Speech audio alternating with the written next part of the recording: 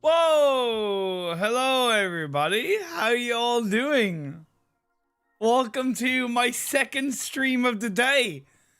I don't know why you want to look at this face so much and why you want to hear this voice so much, but welcome one and all. This time around, I know it's nothing as hype as the PEI.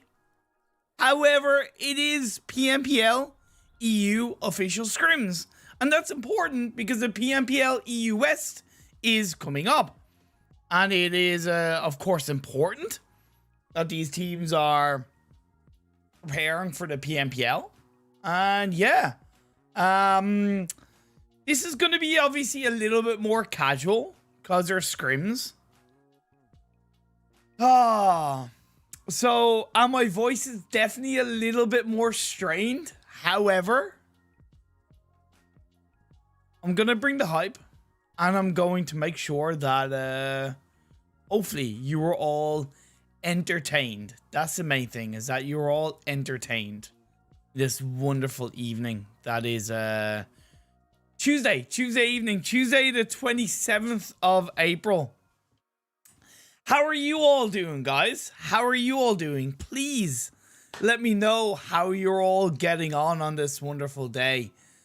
Are you enjoying yourselves? You know, Simples is the best hype man ever. And honestly, probably the best mod I've ever had. Because he's just so full of hype, and like he's just hype. He's full on hype. Hello also to Kaz. Hello Noob Gaming. Hello also Taz, if you are still here, Taz. Welcome Jetmir. Ciao Maria, indeed. Yeah. Awesome stuff coming up. This is going to be pretty cool. We do have obviously all 20 of the PMPL EU teams. They are scheduled to play all 20 of the PMPL EU teams. I don't know if every single game we will get also, you know, the full 16 teams in the lobby. I hope so, to be fair. I don't mind Puna answering questions that are outside of the box. I did say I want this to be kind of a little bit more casual, so I don't mind answering questions. This is out of the box, Imperium, but what do you think of Team Secret Malaysia, especially Yuhai? He hasn't been performing well this season, maybe because of new roster.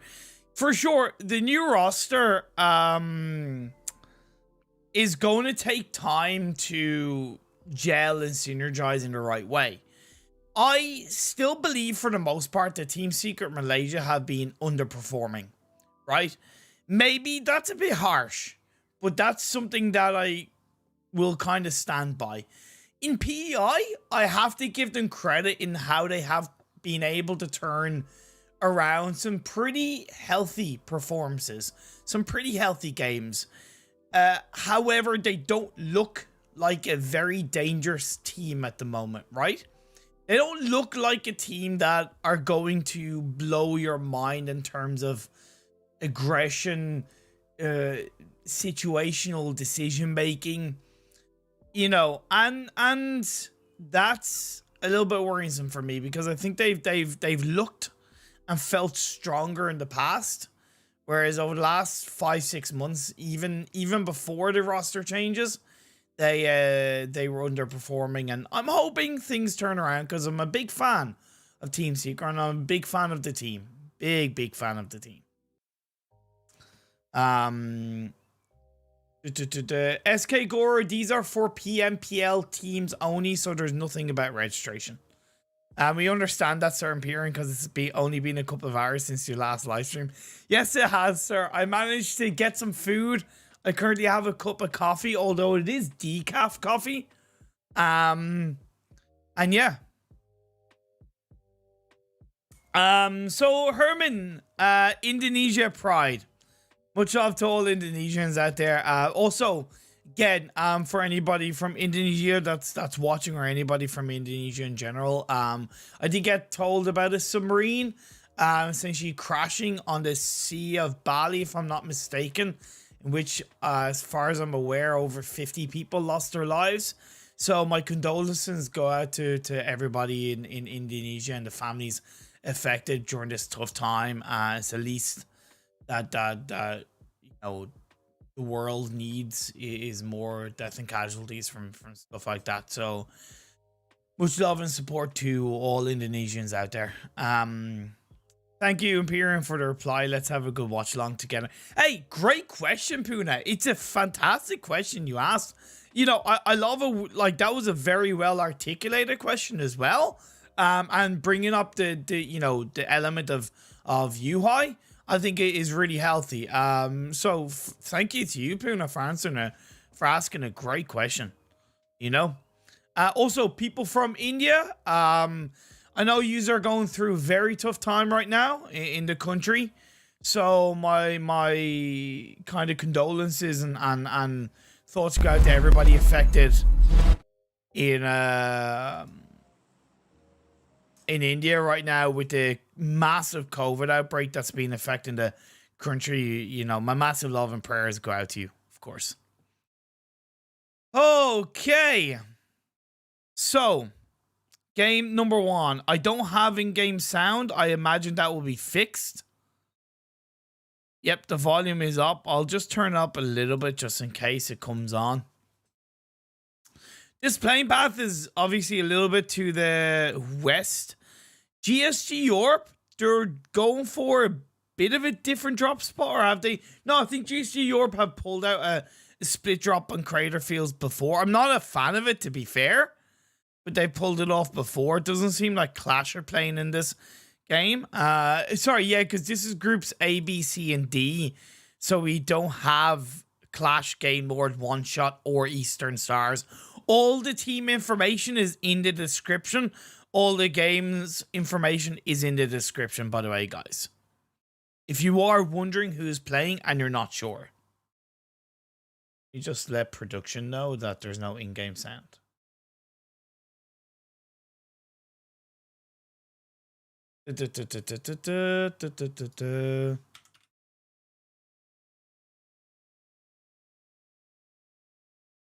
Cash, I'm sure I do remember you, my friend. How are you doing? I am Pierre. Any idea on PUBG Mobile India? I don't have a clue on PUBG Mobile India. Sorry. So, phase 1 circle is obviously a little bit complementary to the playing path. It's quite heavily down south. Black Sparks are going to have a strong start to the game. Oh, we have in-game. We have in-game. We do have in-game. Game working. Okay, that was a little bit loud. Let me know if that in-game sound is a little bit too loud for you guys, or if it's a little bit too quiet. If it's too quiet for you, guys, I can turn it up. Let me know. 13 teams have joined this game 1. Oh, I wish it was more, but it's only 13 teams.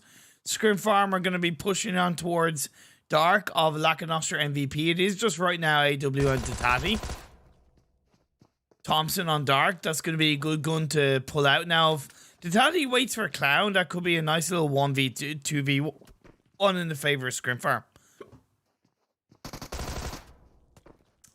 But Dark is going to get knocked down. Versus Thompson. Comes out on top. Look.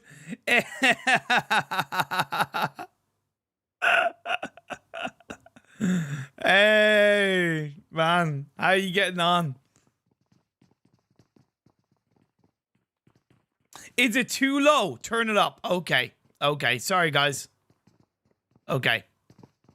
Let me know if that's... Because, see, I can just turn my headphones down so it's not as loud for me. Like, I can balance the mix on my end, so I want to make sure it's right. I have turned it up a little bit if you just want to let me know in a few seconds. So, Optimus Esports have all 4 players in the Valdemar area. Panda call this area their own. GK First has been able to catch out one of the Optimus Esports players and has gotten a confirmed kill right off the bat.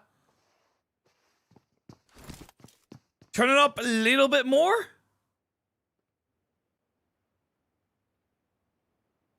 Okay, I've turned it up a little bit more.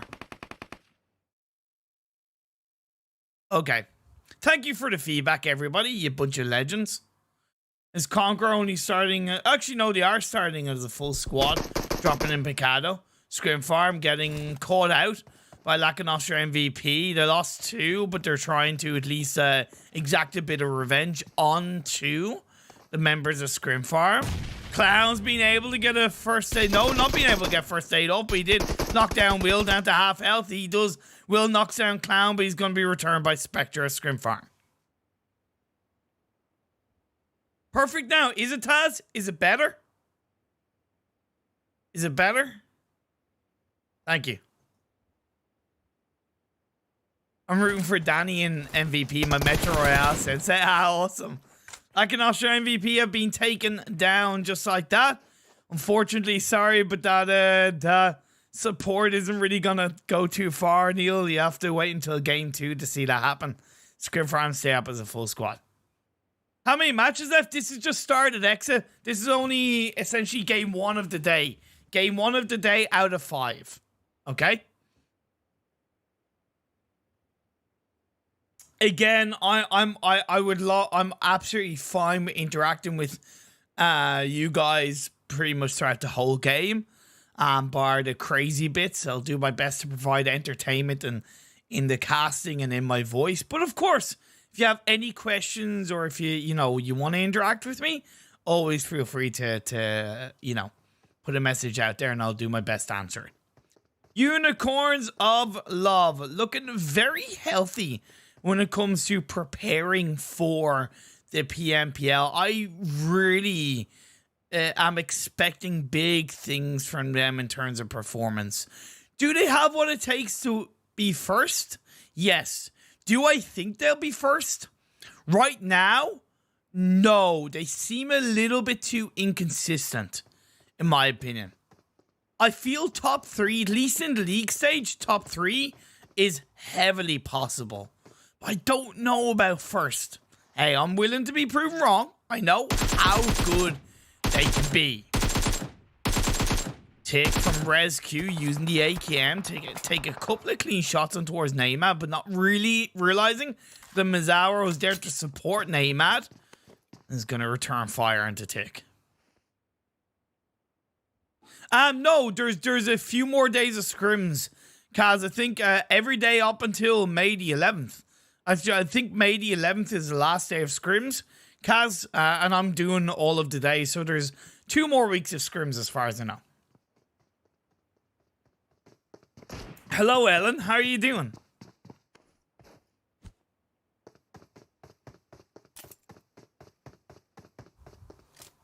And hello, Max D. Like and subscribe.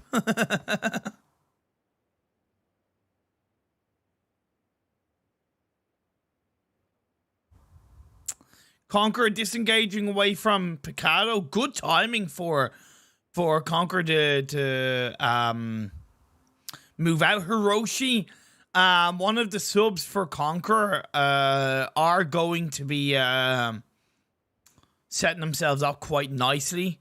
And I like the fact that Hiroshi is playing in these games because as one of the subs, I think it's very important that he is tuned in and gelled up with the rest of the team, because the 4 main players, Azzy, Vito, Marty, and Reeves, I think that's obviously the best, addition of the team, the best, 4 players, whereas Hiroshi and Reznov, they're strong players. I just think in terms of gelling as a team, they need a little bit more time.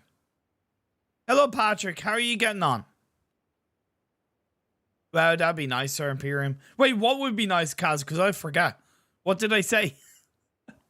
Love your casting in PI Asia. Thank you very much, Mohammed Hamza. Really appreciate it. A little bit of a stalemate right now. 11 teams, 42 players. So there's a lot of landmass and space available even in the early parts of this game. Of course, we only started with 13 teams. So it is going to be a very quiet early game. Hello, Big Gabby. How are you getting on? GSG York moving in from the Crater Fields area across the mainland pass. Monte Nuevo. You like Lakonostra MVP, Dark? Yes, I do, but I think he's got a lot of potential, but I don't think he's really shown his true skill yet as a player. So I hope that shows as time goes on. I'm good, Patrick. How are you? Simple Cora. Yeah, Corva. Kid Corva gang. Let's go. Phase 2 kind of centered up a little bit. Has gone northeast. Los Leones is kind of in the heart of this phase 2. But the Lambadita and the southern you know, high ground of La Bandita is going to be pretty important. Destiny's current, what was 3-1 split, but they're now joining up as a full squad, is very helpful to them. But they do have to be aware of Conquer, who is a little bit down south on a higher elevated position. RESQ looking okay, but again, they're going to have to be aware of both Destiny and Conquer. Will you be watching the SEA finals, and whom are you supporting?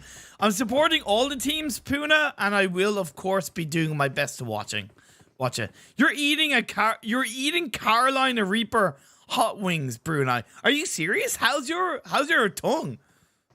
You know, is your mouth hotter than PEI day 1 was today? Thank you very much. Come on, bro. Really appreciate it. Oh, Coyote not being able to get the Car 98 shot off on towards the members of Conqueror. Kid Curva, yeah. Clash playing today, yes, but not in this game 1, Patrick.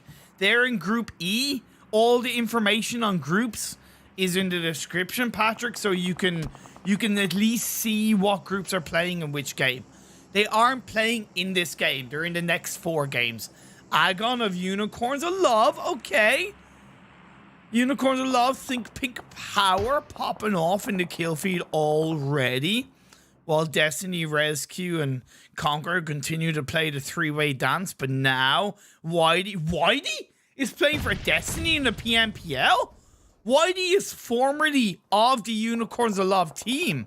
Now, it was a different team completely, but formerly of the Unicorns of Love team. And Whitey also played with Agon, and I think Savage X, or at least Ked, when he was in the No, it was just Whitey when it was the Noisy Boys in the 2019 PMCO. Sorry, 2020 PMCO Spring Split. He played for the Noisy Boys with Whitey. So those two teams do have, and those two players do have a little bit of history together. Now, Whitey obviously has come into the Destiny side, I'd imagine, for PMPL, so that in itself will require a decent bit of synergy building. So I expect Destiny to maybe not be performing at the best as Phase 3. Oh boy! That's a massive shift down south. Woo! Okay, that is the rug being pulled under the teams up north. ScrimFarm, UMBRA, Destiny, Conquer even, and RESQ. For Conquer and RESQ, it's technically easier for them to at least shift into the edge of the circle, but will they want to go into Los Leones? I don't think so. So kind of wrapping around it. The west for Conquer and the east for RESQ is going to be more viable, but Black Sparks are already positioned there, so I can see RESQ getting put under a huge amount of pressure. This circle shift is great for Panda. Nexus responding accordingly as well. However, one of their players going a little bit too far. I'm a little bit curious about that one. Patrick, I need to watch your Q face. Should I add my face cam for this stream, do you think? Should I add my face cam for this? Imperium, what's your prediction for top 3 of PMPL? I will let you know now. Oh, the Daddy gets caught out. However, with his teammates are going to push, and that is Destiny taken out just like that. Okay, so let me add my face. 2 seconds, guys. Okay.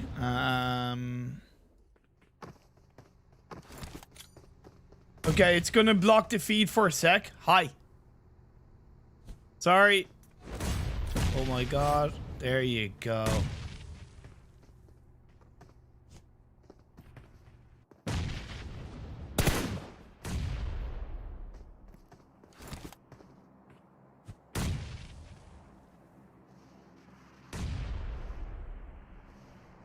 Is that okay? Is that okay, guys? Okay, cool. Let me know if that's okay.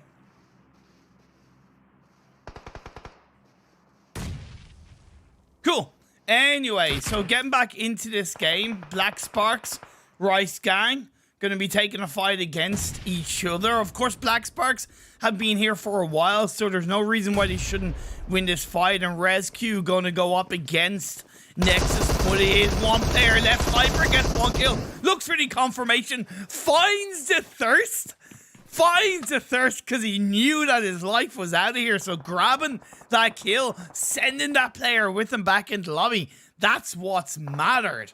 That is what mattered for him. A little bit bigger. Yeah, but I don't want to block the gameplay, guys. I don't want to block the gameplay.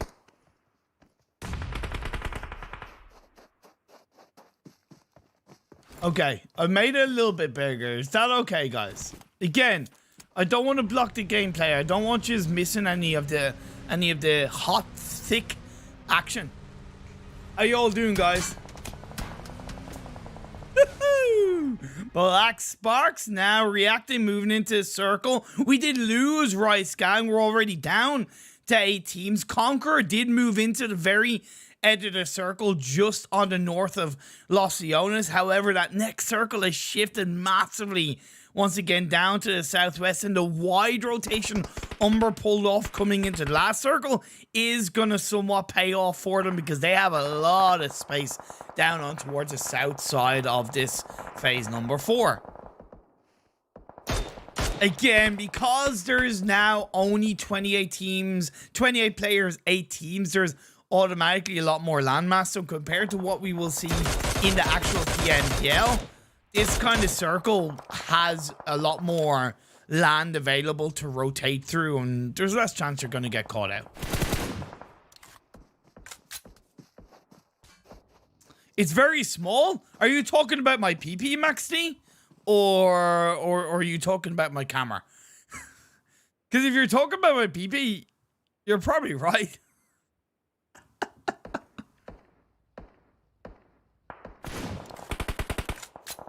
Black Sparks gonna lose one of their players to ScrimFarm. ScrimFarm are looking so aggressive in this game 1. They are just hoovering up the kills right now. They're working as a squad, no less, right?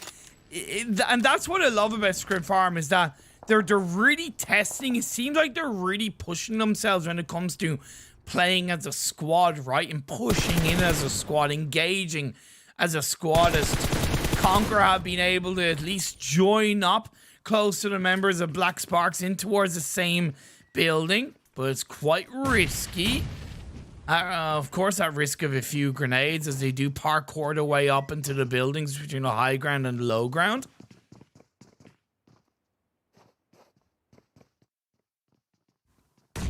Vendex is up on the top floor of that building, so he should be able to maybe hold back the members of Conqueror. Bit of a pinch coming through. However, Panda are in the background ready to third party this one, as Nexus is being put under pressure by both UMBRA and Unicorns of Love.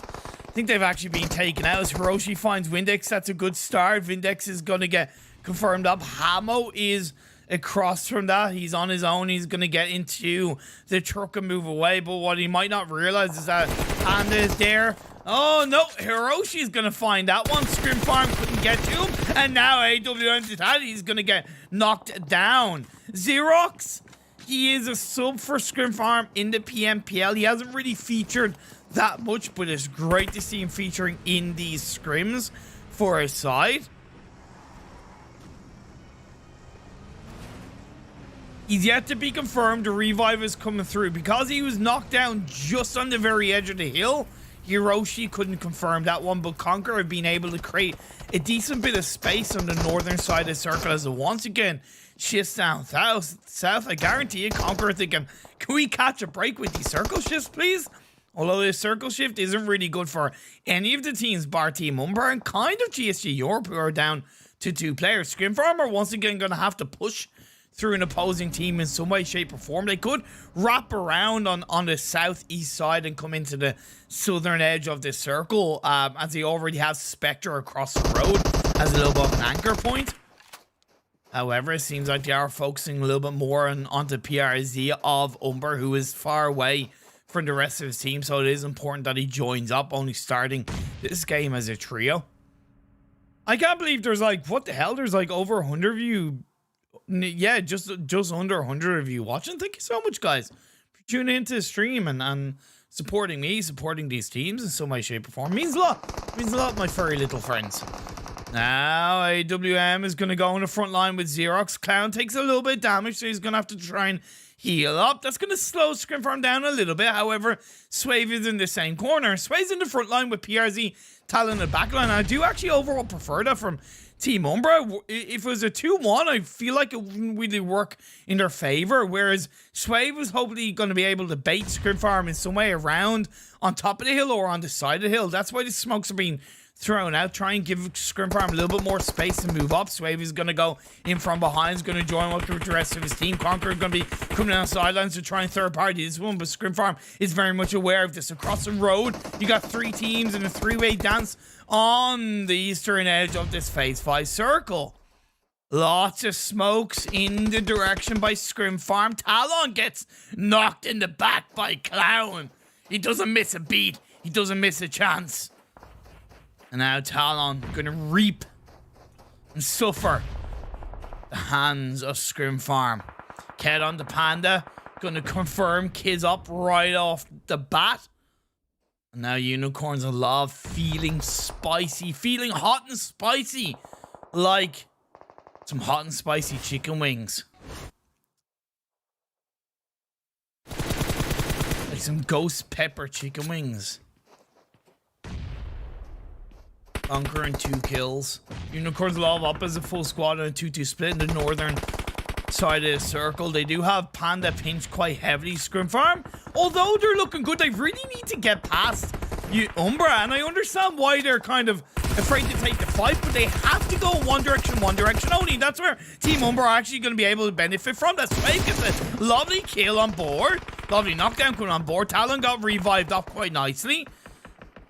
ScrimFarm are pinched right now in a massive way, and the longer they leave it to try and get out of this sticky situation, the easier it's going to be for the likes of Conquer to wrap around on the side, come in and third party this. Plus, I noticed Unicorns Love are also arrowing the way into the direction of Conqueror.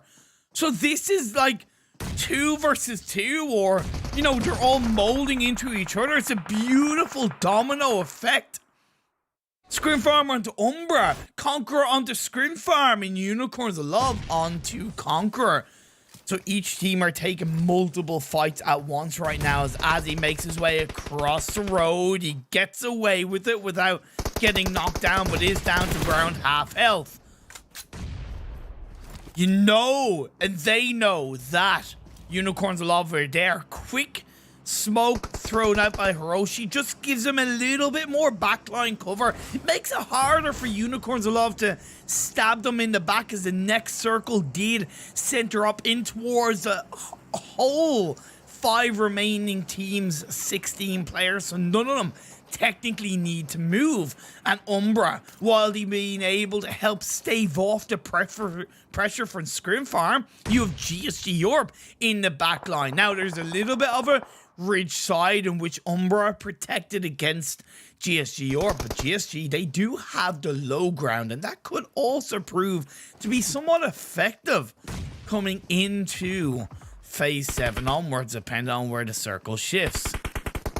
Now Conqueror, they're gonna have Vito knocked. That's gonna be the call for Unicorn Love to push forward for Hiroshi, along with the help. A Swave is gonna help put the pressure on. And now Hiroshi looking for another. He finds it. Hiroshi's on fire. Oh, looks for a third, but he gets knocked. Goes a little bit too far forward. Marty, you have to cover in on the sidelines. There's also actually no, Azzy was knocked down. Marty's on his own, but he finds one in a 1v1. Fresh and Marty gonna clash together. All right, any of them going to go for the revive, and Nate is knocked down. Marty's gonna reposition. He's gonna push on forward. He's gonna get knocked down to about 10 health, but Fresh isn't looking too good himself. But Fresh finds the final kill. Fresh finds the final bullet, and Unicorns of Love are thinking pinking all the way into the final 3. And what's more important is the fact that they will keep themselves up as a full squad. UMBRA, you saw in the distance, they took down ScrimFarm. They've been shut down. So GSG Europe, I said on the low ground, it could work. But the next circle has gone up north. So as much as Unicorns Love do have the circle, it's high ground. And UMBRA had the low ground, bar being across the road. Now, do they know that the final player of GSG Europe is there? I imagine they don't. Imagine they don't. That fight between Unicorns of Love and Conqueror was absolutely fantastic. Credit to both teams, because that was a trade and a half between both sides. What I liked from Unicorns of Love is that they should know that the remaining teams are pretty much down south. So it's important that they put the pressure on before they move across the road. Because if UMBRA do get across the road, that could really put Unicorns of Love under far heavier pressure. Great knock that's come through on the PRZ, slowing down UMBRA's momentum. Once again, the last player of GSG Europe really yet to make some noise. I don't get why Sway moved away in that direction. PRZ got knocked down. You should just wait for your teammate to be revived and heal up. Because at least if you wait until that point in the game, there's a possible chance of a trade. Whereas you literally just gone down for nothing. You've been given a free kill as Talon is going to go down as well. Angelito comes in onto Fresh, but Angelito's going to get found. Actually, no. Angelito confirms Fresh. Unicorns Love are down to 3 players. Luckily, they knocked down Talon. PRZ is on his own. It is a 3v1v1. PRZ has nowhere to run, nowhere to hide. He's stuck inside that building, and Kez is going to go forward. But Kez has all the intuition and all the drive to get that 1v1. 16 kills for Unicorns of Love in this game 1 of the PMPL scrims. And now, Angelito has nowhere to go. He's gonna get pinched. This 1v2. He's gonna go down, and Unicorns of Love are your chicken dinner winners for game 1. Good stuff. Real good stuff indeed. Woo! Game number 1. Unicorns of Love with 17 kills. Can't go wrong with that one. I just need to take my jumper off because I am warm. Jesus. It is hot in here. Like a Caroline Reaper. It's hot. All kinds of Scovilles working on board. Jesus. Okay.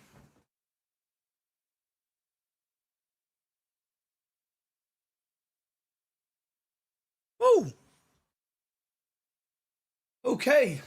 Man. My voice is gonna be dying by the end of these scrims, by the way. Just saying. I'm gonna sound like I have like a bucket of sand in my mouth by the end of this game.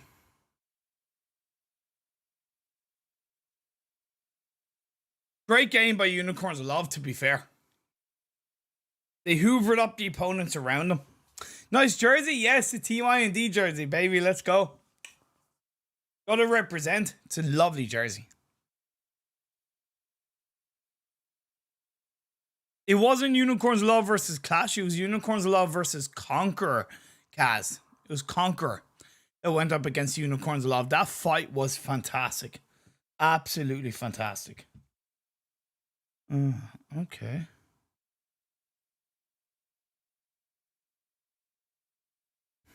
Okay. Waiting for the information, by the way, in terms of match. There you go. Okay, I have that. Cool. Bingo. So this is the highlights that we saw throughout this game. Good play by ScrimFarm as well, to be fair. They were very active on the kill feed. They took down Lakonostra MVP. They took down Destiny. It was a good game for them. They kind of obviously got stuck when they really failed to take down UMBRA. That was a missed opportunity overall. The hesitation proved to be against them. I think they got over 9 kills.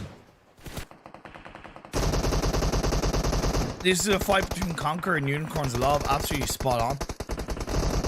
And no, I'm not joining IND as an analyst. I missed the stream because I had a scrim. That's okay, Cleon. Hyperion Bro's on fire, man. I'm tired, man, but it has to be done. There you go. 17 kills, 15 placement points, 32 for Unicorns of Love. Very successful game for the Team UMBRA. In second place with 5 kills, 10 placement points, 15 total. ScrimFarm with 9 kills. So those kills really helped them bounce up, or at least be on joint second with Team UMBRA. GSG Orpay, look, it may have only been 1 kill, but at the end of the day, Andalito stayed quiet, didn't move, only tried to steal a kill, that was it, and got his team into second place. Cannot go wrong with that one. And Conqueror getting 10 points. Match stats: Beg for Mercy, Fresh, and Agon 554 apiece. This is all Unicorns Love. And Beg for Mercy, man, tell you what, that guy is, he has the potential to be MVP MPL. Same with Fresh. Fresh got most damage.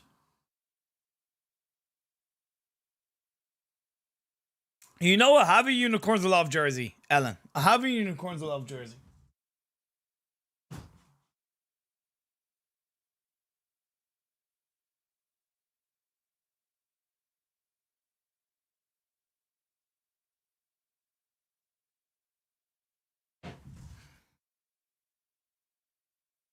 I'll show it to you later, but I'll show it to you now. This is my Unicorns of Love jersey. Hey, PUBG Mobile fans! Okay. Wanna learn the secrets of your favorite professional players? Now you can not only watch how best PUBG Mobile teams compete on the battlegrounds, but also how they practice and train. From March to September, teams from Western Europe will play 50 Scrim matches open for viewers. You'll get a chance to witness how 20 best Western European teams like Unicorns of Love, Last Bullet, Team UMBRA, and many more train and improve their playing skills. Scrim matches will take place on 30th of March, 6th, 13th, 20th, 27th of April, 4th and 11th of May. Get closer to your idols and learn their playstyle.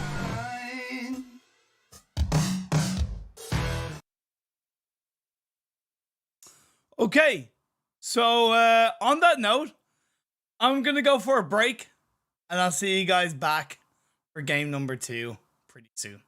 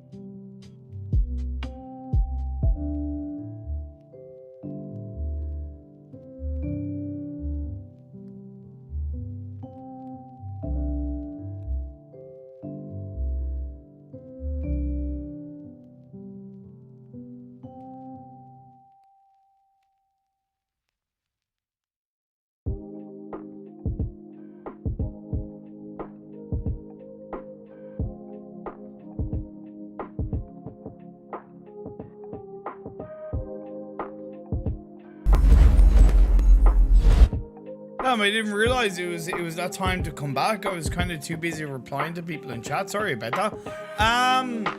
Yeah. So thank you to everybody for tuning in so far. Look, these are a bunch of beautiful people. Simple as that. Ellen sent me a picture of her watching me on her big screen TV, which I think is amazing. Thank you so much. I think it, because when we think of like esports or even mobile esports, we kind of think of watching on like a PC screen, which is normally a 24 inch monitor, or even a mobile phone, right?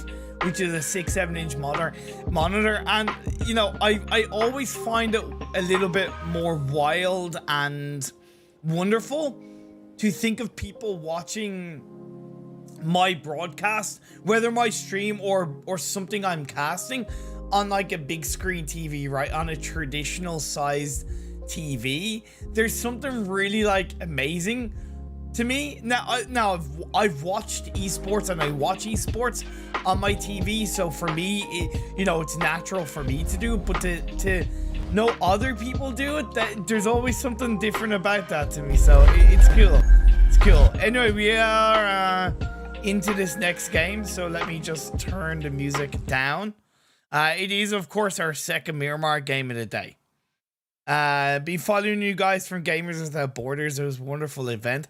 I've heard, Asmath, that there's a Gamers Without Borders 2 that is coming sometime later this year, so I would be honored to be a part of that again, of course. So, it was something amazing for charity, to be fair. Something amazing for charity, and thank you very much. We did get a lot of support casting that event, and as I said, it was an honor to be a part of it.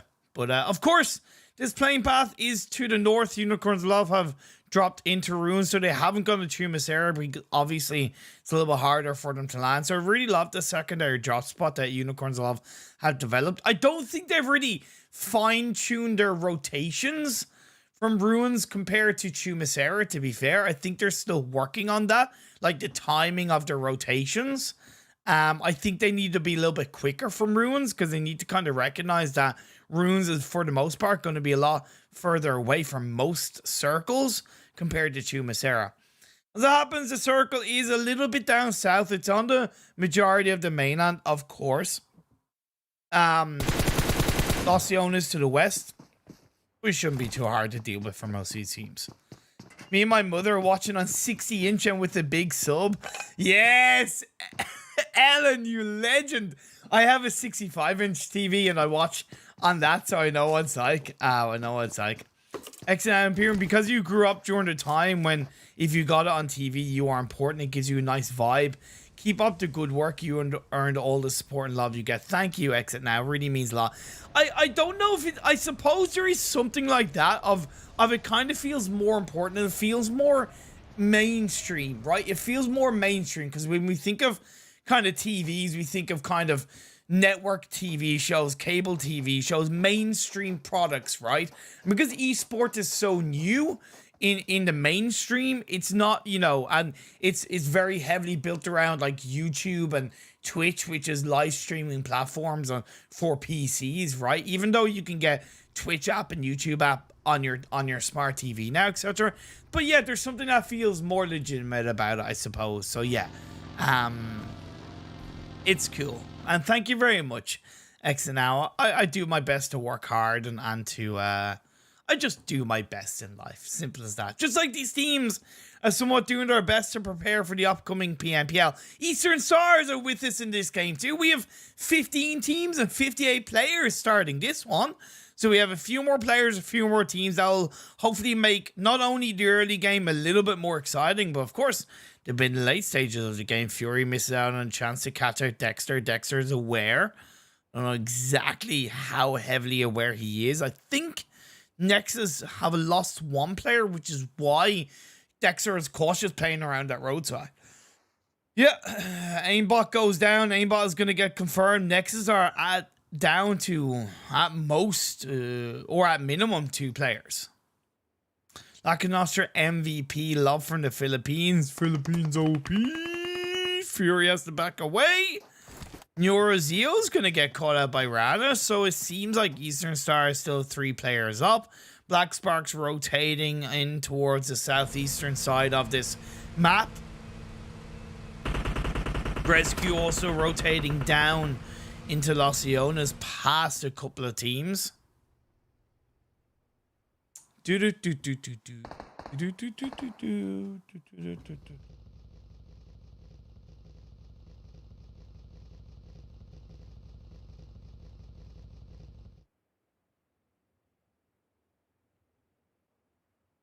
It's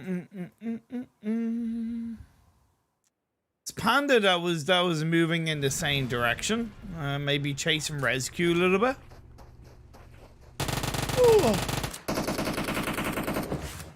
Ko is able to get away with that one.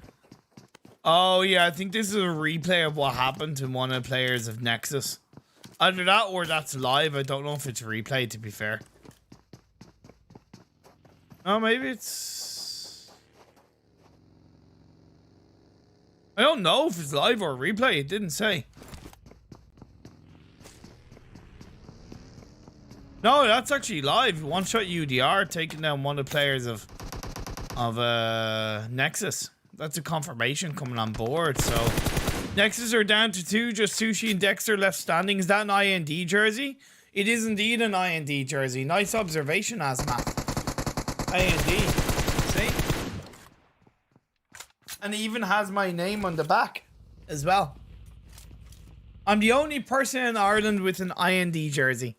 That's pretty cool to say. I'll tell you that much. That is pretty cool to say.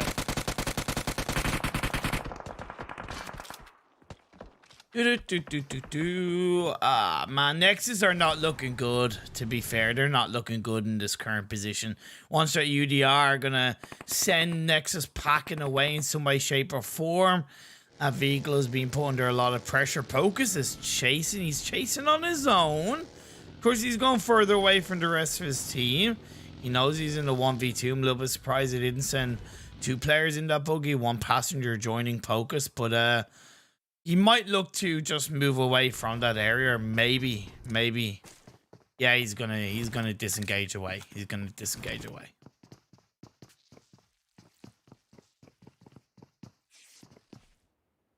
Team IND Imperium OP. Anupam. Just IND Imperium. Instead of Imperium, it could be Imperium. Ah, see? Or Imperium. See? Anyway. Conqueror. Normally they move away from Picado around this time of the circle. I know they're a lot closer to the central area, so they're not going to move away. Allow from GSG Europe. If it wasn't one shot UDR, it's GSG Europe. Nexus are having a nightmare of a game so far, to be fair. First 7 minutes, they've lost 2 players. They're down to 2, and they're pinched by essentially 2 teams on the edge of the circle. At least they have a compound to their name, somewhat. Luckily, one shot UDR moved down away from this area as phase 1 is closing in. Unicorns of Love now moving down towards the western side of the road. GAMELORD are in this game. Do we also have a clash game? It seems like we do have clash, whereas Prada might be just subbing in for the team in this game. Sushi and Dexter going to move away. Their vehicle gets blown up, and after the plane try to ramp, that is Nexus taken out by GSG Europe. They tried to move away and they got taken out. GSG waited for their time to strike. Lakonostra MVP dead from OP. Are they dead from Optimus? Really? Are they playing in this game too? Yeah, they are, and they're dead. Okay, I didn't notice that shit. Damn. Which non-Chinese team will take first chicken dinner in PI according to you? Good question, Pritam. In my opinion, it's either going to be Zeus or BTR. That's what I think. could be Valdez, to be fair. But I think it's either going to be Zeus or ETL. Now, Destiny and Conquer are fighting outside of Picado, and it's not the first time these two teams have clashed in the area, to be fair. The next circle pops up and has set it up quite nicely. If Unicorns all had rotated earlier, they probably would have had a clean chance to move on towards their church area outside of Chumasera, but it feels like either Eastern Stars or GameLord will get there first. Most notably, Eastern Stars is a lot closer to that area, so they will have both information and, of course, less distance to travel.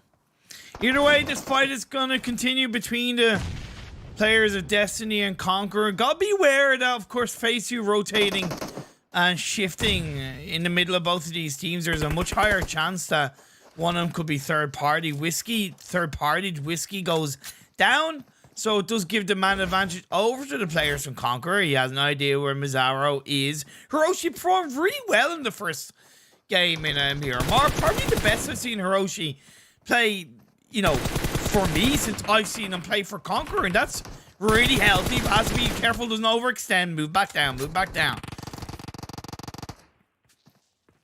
As he finds Wise, that's another good start. Plays on towards a flank position now. Mizzaro and Neymar going to be the two players left standing. But in my opinion, Neymar, do not go for the revive. Do not go for the revive. Yeah, Optimus Esports is taking down Lakonostra MVP. Sharif. Okay, that's interesting. And then Destiny are going to go down at the hands of Conqueror. That's a squad out for Destiny. Very well executed. Destiny, they're good, but they do need to obviously continue to improve, and it feels like they're playing with a lot of caution in this area. GCR being very clever with their current position. 12 teams left, 45 players left in the lobby of this game number 2, Miramar, the final Miramar game of the day. After this one, we're gonna have a Sanhok game followed by a double Erangel to end the day. Unicorns Love playing on the western edge of the circle outside Chumasera on towards the hills. One shot UDR. Surprisingly behind them when they were ahead. Oh, Ulysses. Pat the headshot both day on the Agon. You didn't see that coming at all. Now Ulysses could be going a little bit too far forward. Yeah, that's F in the chat. You got a little bit too cocky with that one, Ulysses. And knockdown doesn't always automatically mean a push. And you better be damn sure that there's nobody else around there. Whereas they weren't. They went in blind. Luckily, Fresh is going to get knocked down by Pocus. So there's a little bit of respite and Fresh is left on his own. So there's no way they have a chance to get the revive. They shouldn't go for the revive. Luckily, Fresh is able to crawl his way into that area. Pocus is once again going to look for that, but he's most likely going to get taken out. Agon finds that one. And what is it with one-shot UDR? Why are they going one by one by one? What kind of push is this? Nano nearly going to take down Ked. Ked has to prone down. He's going to reposition up in behind a truck, at least. Not truck, sorry, car. Nano is kind of protective. Reloads. He's nearly going to get the shots off. Agon and Beg for Mercy should be aware of that. Fresh was revived up. I don't know who revived him up, to be fair. But he is back up from his knees. I think after Pocus went down, Beg for Mercy or Agon moved down to get the revive and then join back up. Fresh is going to reach in and position himself around. See that headshot, slow motion by Ulysses. Great shot with that M24. Fresh on the Sebi. One player left. Wraparound by Fresh was beautiful. And all based on the fact that both Ulysses and Pocus essentially kind of, you know, pushed him one by one. And were just seriously poor about that. Yeah, I was thinking about that, Kaz. Yeah, I was thinking about that. That might have been a bit of a spoiler, Sharif. If you do that again, I will remove you from the channel, Sharif. Just saying. Next circle has moved away on this phase 3. It's gone more so to the west. A bit of Locionas in play, but for the most part, no team will want to go there. These teams are playing on towards the blue as the circle's gone down. Nano's able to find... Nope! Not quite able to find a knockdown on the kid, and that's going to be Unicorn's Law. Pick it up. Another bunch of kills in this game as Conqueror on 8 kills already. They've eliminated RESQ. They've eliminated Destiny. Easy peasy lemon squeezy for Conqueror in the second game of the day.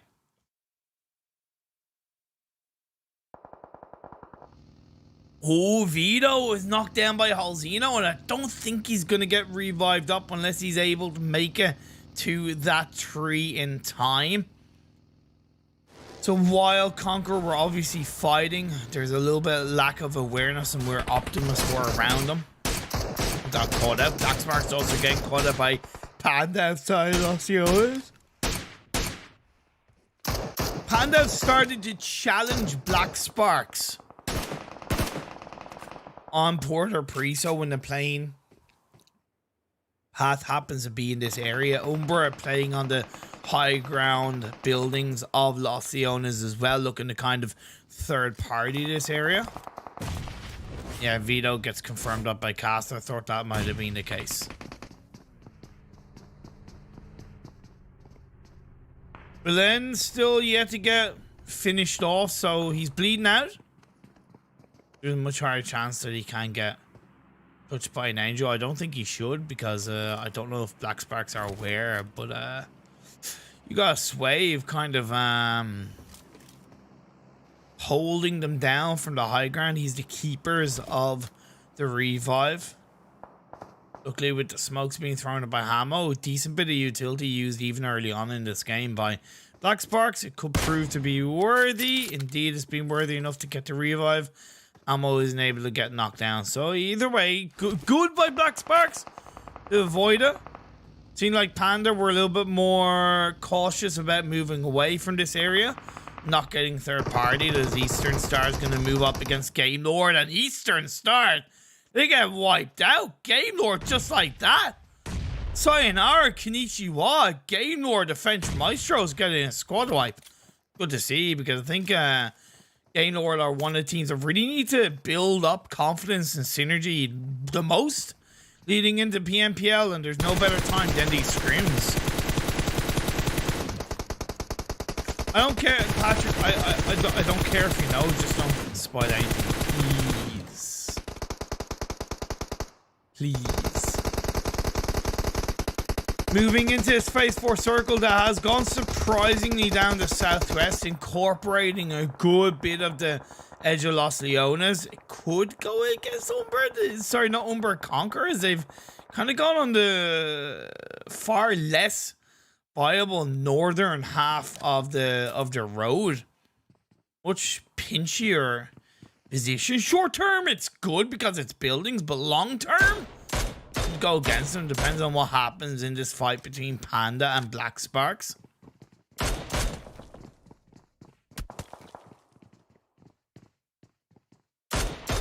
Nice shots by Lin. Ah, is Lin actually? I think Lin might be a sub for Panda. I must try and find out. I think he might be a new sub for his team. I don't remember seeing Lin's name for Panda in the PMCO at least. I wonder if Prada... Actually, sorry, this is Gaijin Seraphim, not Clash actually in this game. It's Gaijin Seraphim. Abstract goes down. Leaving it too late to move in from the blue, goes against them.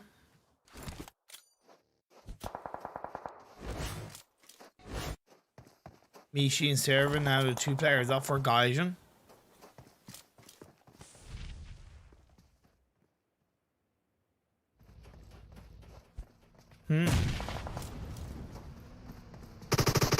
Oh, Pappy. How art thou? You've been taken out. GameLord still once again continuing to defend this area. However, Aldino's gonna get knocked down. I thought it might come through, but Robs with the Groza. Despite Linu getting knocked down, Robs continues to rip through the players of Optimus Esports. Caster is now the last player standing, surrounded by the 3-man team of GameLord. There's also a Unicorns of Love looking to third party this one. Now Linu is going to get confirmed up. So it is 3 players of GameLord in this area. Luckily, they finished off Optimus Esports in a quick enough time where they can still focus on towards Unicorns. Love. Agon gets knocked down. That's going to be a revive. Going to have to come through. But I don't think they should go for the revive. But see, they don't know that it's only 3 players up for a GameLord. There could be a lack of information. But the reason why I still say you shouldn't go for the revive is that slows down Unicorns Love in a massive way. It allows grenades to be fired through it. I know phase 5 has gone towards Unicorns Love and they're now able to gatekeep GameLord. That's why Ked is going to reposition a little bit more up the kind of western side so he can essentially flank and stop GameLord from coming in from this side of Unicorns of Love. Keep Fresh in the back line, have Agon and Beg for Mercy in the front line, but Fresh is going to get knocked down because he's not actually set up to be the support. And now Ked is going to feel the brunt, but he's down to half health. Rob switches over to the Groza. You have players of GameLord that should be looking to take advantage of that one. Akashi finds Prada from the other distance. They're taking 2 fights at once. GameLord are looking so good right now. Oh, however, Beck for an RSC with the Thompson shuts that one down. GameLord down to 2. Calamos has to revive up. He peeks on up points. Beck for Mercy looks for Agon as well, while the revives are being dealt on to Fresh by Ked. But I don't think the revive should come through. Agon gets dropped to his knees. Now Ked is low on health. It is the push that GameLord should be looking for. Calamos not even reviving himself up before confirming that kill. Ked gets knocked down. Fresh is left on his own. He's pinched. And instead of going for the revive, if Fresh had supported both Beg for Mercy and Agon, I feel that there would have been a much higher chance of him being able to turn that fight around in his favor. But now Fresh has absolutely freaking nowhere to go. Luckily, GameLord don't seem to want to actually push on this, so they're missing a chance to get a squad wipe. They've now gone somewhat distracted by Gaijin, and you've allowed the revive to get pulled off. I'm not saying they're not going to get the squad wipe, but the longer you leave it, the harder it gets. The easier you start to get third party. Fresh is low on health. Ked is able to at least disengage and wrap around on towards the other side of the shack. GSG Europe, you see her going up against Gaijin Seraphim. Really crazy play by Unicorns Love. This is the kind of inconsistency I talk about. They go from one game where they get 17 kills to go into this game where they make kind of silly decisions.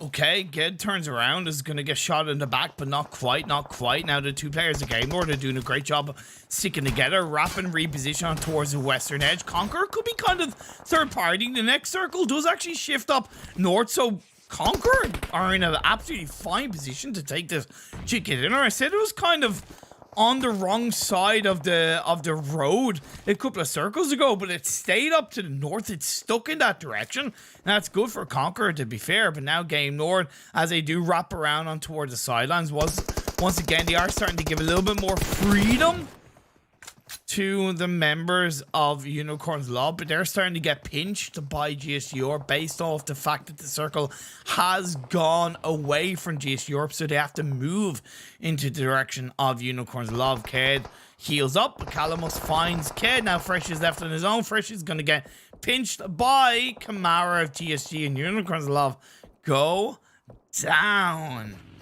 To be expected, they should have gone down earlier, but GameLord probably failed to really close out that fight in the right way, in the fashion where they would have had far more time to think about this next circle. But now GSG Europe are closer to them, even Black Sparks are closer to them. Plus, based on how the circles have shifted, Conquer have much more of a controlling spot in this phase at number 6, of course. For the most part, the circle is on the southern side of the road, but at the end of the day, the position which Conqueror hold on to, Azzy is going to push himself forward. Vito went down early on, if you do remember, so it is 3 players up for Conqueror. GameLord have been able to make it through the dips of the southern side of the road down onto the low ground as well, more importantly, and they're even at a point where they can still actually take down GSG Europe. GSG Europe have been kind of slow to move, bar getting to the very edge of the circle, which I kind of get. I respect. But still 6 teams. That's 16 players.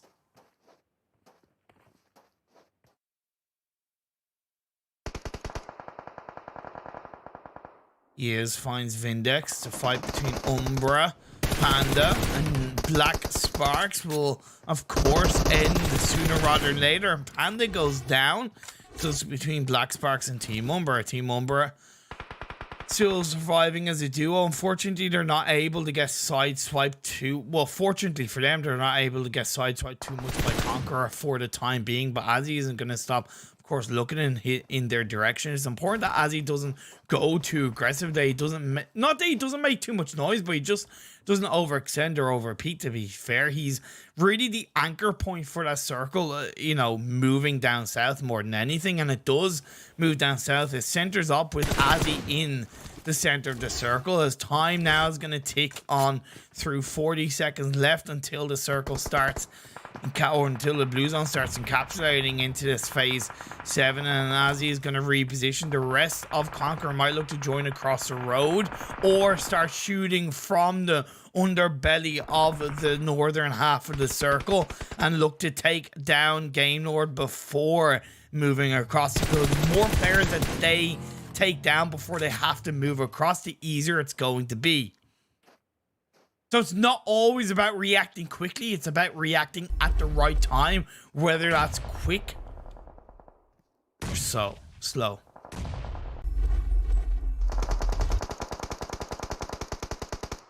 They moved across. GameLord are now going to be put under pressure as they've yet to find their way into the western edge of the circle. Team UMBRA aren't in a position where they're able to move forward, so Conqueror are protected by both UMBRA and the players at Black Sparks, which allows them to focus a lot more on both GameLord and GSG Europe.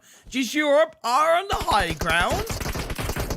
They do have 3 players up, but I just don't like their position as Banger finds PRZ. Hiroshi is keeping an eye on things. Calamos is not going to get knocked out. Come on, Hiroshi, you got to connect those shots. And now Hamo is going to feel the brunt. Hiroshi, nice quick reaction, to be fair, come on through. Banger's going to get knocked down. Your shot's fired up. You missed another one, Hiroshi. Come on, I praised you earlier on.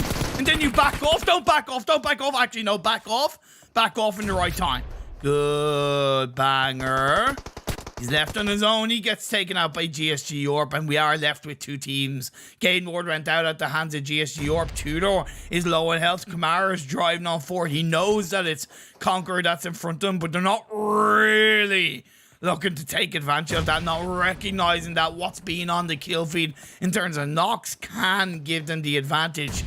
Grenade gets fired up over the hill. It puts GSG Europe players down to below half health, so they have to try and heal up, slowing them down, allowing Conqueror to take advantage of this, and the push comes through with the knock on the Tudor. Kamara's left on his own. Uzi in his hands. He does fire up. He has to prone down. Reload, prone down. He looks for Marley on towards the underside on his own, but he has to now change gun. He turns around, tries to find him, but Conqueror gives him no room to breathe, suppresses him, gets the final kill, and gets the chicken dinner for Conqueror in game number 2. Yes, yes, yes, and yes again. I actually need to write down the winners of... Yeah, as far as I know, Kaz, Gaijin Seraphim are Philippines-based players. Like, they all live in Europe, but as far as I know, all the players from Gaijin Seraphim are from Philippines, if I'm not mistaken, Kaz. Not all the players, but some of the players.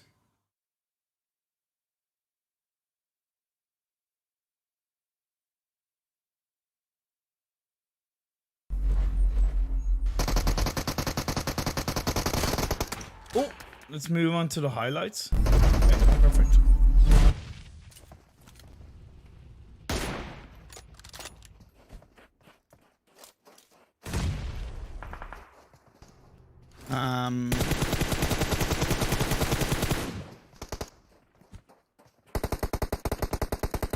Don't know how many kills Conqueror got in that game. Obviously, I'll see in the standings. Nah, as in nah, they're not. Prada and Kossia. Yeah, Prada and Kossia are from Romania. Yes, you're dead right. My apologies, Gabby. My apologies. Sorry. I know some of the players, at least originally. I thought originally like a good few of the Gaijin players were Philippine based. Okay, maybe obviously I'm wrong.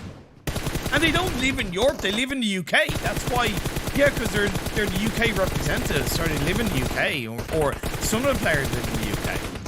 Okay, I'm just totally wrong with my information. I'm just gonna shut up now. Sorry about that, guys. Yeah, I'm just gonna shut up. Yeah, this is the first time I saw a flag in the kill feed. That's fair. That's fair. Okay, so let's switch scenes and we'll wait for the overall standings to come up.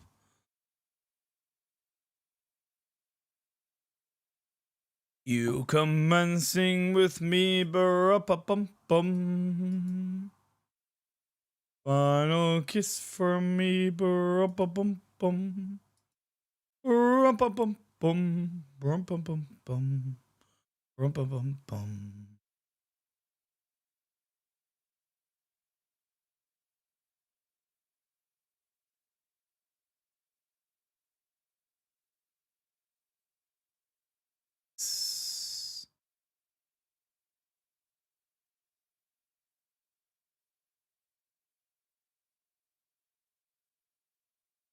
Okay, so yeah, they live in the UK, yeah, because they are UK representatives.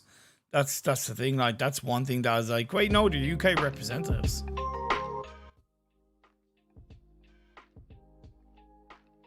Okay, I'm gonna rooting for them also. Ah, that's awesome, Kaz. That's awesome, man. You're supporting the underdog teams, to be fair, because Lakonostra MVP and Gaijin Seraphim, they both qualified through the UK PMCO. And look, I don't mean this in a bad way, but the UK PMCO wasn't the highest level of skill coming into the PMCO, and I don't mean that in a bad way. I just mean that in a realistic way, to the fact that it's the UK's first PMCO, so of course the standard wasn't going to be ultra high compared to like European West, etc. Hello, Jomari Dan Magno. Much love to you. How are you, my friend? I did notice you. And hello, Bebash. I'm game. Much love to you and all in Nepal, my friend.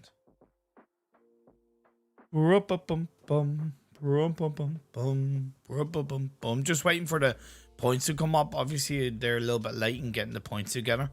I want to know how many kills Conqueror got in the game. I didn't know. I didn't take too much notice, to be fair. I know it was a good few kills. I think it was like 12 or 13. I'd guess 12 or 13. And minimum 10, to be fair, because as far as I know, they got like 2 squad wipes in the early parts of the game, and then they end up winning it. Like, and to be fair, that northern side of the circle across the road, I really wasn't sure whether that was gonna work long time. There's a little bit of luck involved with the fact that the circle had stayed in their direction. It stuck to the north side of the road, but even moving Azzy across at the right time, like, guys gotta understand, that was like the perfect anchor point. Now, did GameLord fail to really try to control that area? Yes, they did. Yes, they did. They failed. They tried to play too much. Like they really tried to play too much in that on the edge of circle. They didn't really try to take any risks at that point. But still great position by Conqueror in that late game, to be fair. Thank you to you and all of the Philippines, John Mara. Really appreciate it so much, my friend. And thank you so much, everybody, for tuning in. Always feel free to like the stream. Feel free to subscribe if you're not. Just to throw that out there. And much love to you all. Also, Lakonostra MVP team is also a new team. Yes, I'm aware of that, Cass. I am aware that Lakonostra MVP is a combination of both Lakonostra and MVP Gaming. That I do know, because I remember MVP Gaming all the way back into 2020 PMCO Spring Split. You know, they've been a staple within the European PUBG Mobile scene for quite a while. Okay, still waiting another couple of minutes for the next, for the scores to come up. Unless I've been given otherwise information. I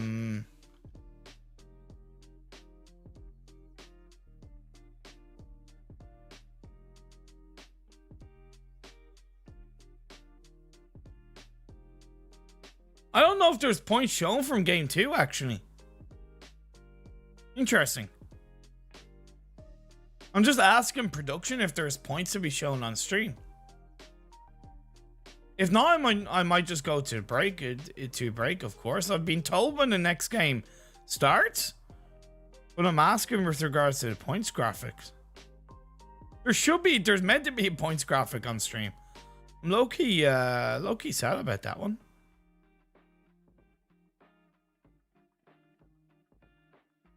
Feels bad, man. The final kiss for me. I'm from Indonesia, and I'm sorry about entire hate coming from Indonesia on your live before, because in this 3 or 4 months we've been over fanatic and can't control that. Achand, I appreciate and I accept your apology, but please know that, one, I don't think badly of the whole of the Indonesian community because of it, and I also know that it is something that is common across all regions. It's live streaming, it's a live broadcast. People feel like they can say what they want without any kind of recourse, without any kind of real consequence. It's sad, but it's an unfortunate reality of what is modern day media and modern day internet. So I respect and thank you for the apology, but I wouldn't worry about it. The most important part is that we all look to spread some positivity, practice what we preach. If we don't wish to see any hate in chat, we aren't hateful ourselves. We promote friendliness, we promote positivity, and we do our best to enjoy and grow mobile esports and PUBG mobile esports together. And I know that's that probably sounds stupid, but I don't care, because it's something that I just really do my best to stand by, you know? Yeah, of course, they should be proud of themselves, because at the end of the day, they qualify for the PMPL, and that's something that they can stand by, right? You know, that is something that they can stand by. Of course, despite them coming from a weaker region, they still qualified. So, you know, it's up to them to prove myself wrong, to prove me wrong, and to prove everybody else wrong in terms of, in terms of that they can stand up with the best, you know? Anyway, I'm going to go for a little bit of a quick break just to rest my voice a bit. So I will see you guys in a couple of minutes.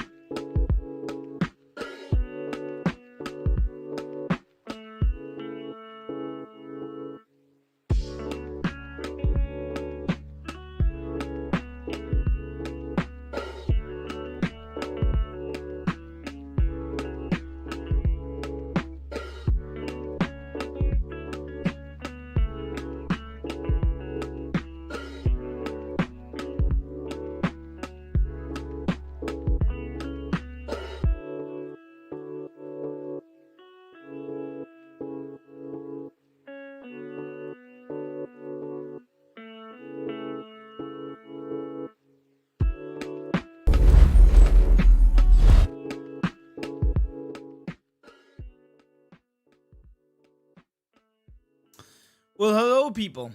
I'm back. I told you it was going to be a quick break. I actually stuck to the timer this time, to be fair. Oh, man. I'm definitely starting to feel a little bit more tired on a side note. And there's no scores from that game because apparently there's some kind of tech issues from production end. So hopefully we have scores from game 3. All I know is that Conqueror did win. That kind of thing. And yeah, you know, yeah, thank you so much everybody for tuning in today. Once again, I'll never stop being thankful. And oh, Agon, I like when you're quiet, Imperium. I can enjoy the music. Oh, Agon. Is there any chance, Agon, that you could like not throw? And could you advise your team to stop going for revives when it's not needed? You know, like you don't always need to go for a revive. Yeah. Good job, Agon. Yeah. Cool. Good game 1, terrible game 2. Get more consistent. Love you, buddy. Imperium, you're the best streamer ever. Good luck. I'm really not, Raphael, but thank you so much. Thank you so much. Hey, we're into game number 3. It is on the juicy map of Sanhok. We don't have, we're missing, I think, a camera feed of the map. There's just a square box. No list of teams either. There you go, a list of teams. There you go. Sanhok, so it's not too bad. Binny ba indeed, Shrek. Binny ba indeed.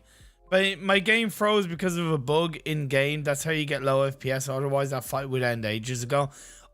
No, because to me, I don't think it's that. I don't think it was that. It was more the fact that Ked went for the revive on Fresh. That's what the mistake was, Agon.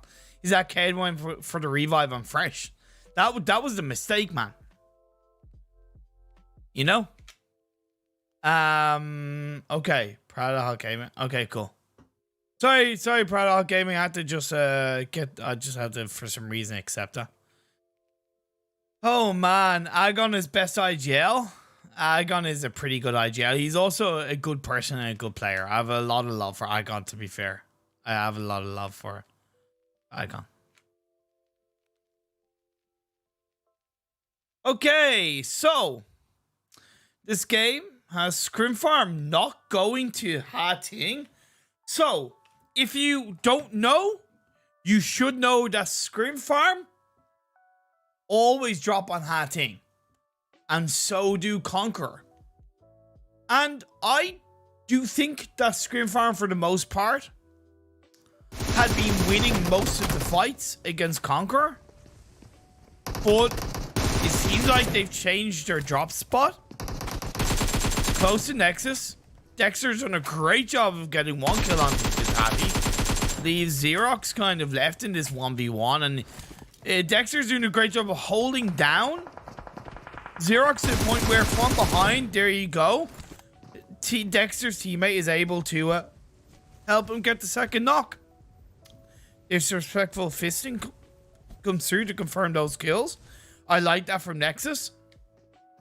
No, because I had 2 free kills from GAMELORD coming my way and the fight would be over, but that is what it is. It's not the point, Agon. There's no need for Ked to go for that revive. If Ked sticks with you and beg for mercy, that's guaranteed squad wipe. Get the revive on Fresh, you're still up as a full squad. That's the thing. Going for the revive slows down your momentum and it makes your defense weaker. It makes your engagement weaker, Agon. Trust me, man. Trust me. Simple as that. It's simple as that, man.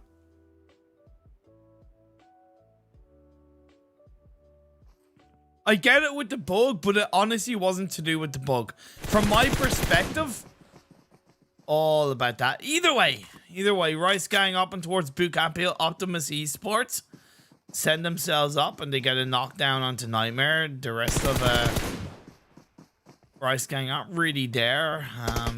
Although a little bit of a surprise is Nexus trying to find holes, but he's gonna get knocked by Salazar. A little bit of a bad push that came out from Rice Gang. Well, not push, but just try some kind of a counter engagement, to be fair.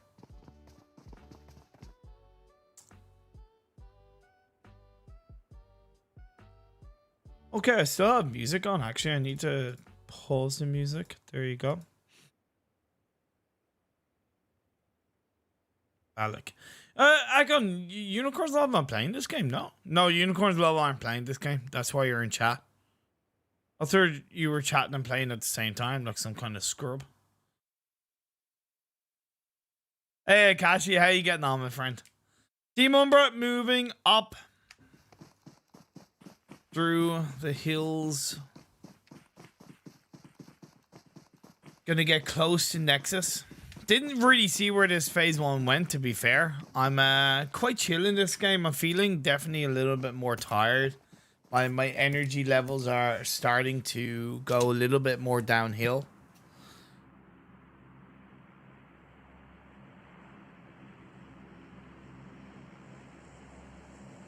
Moving on up to the side.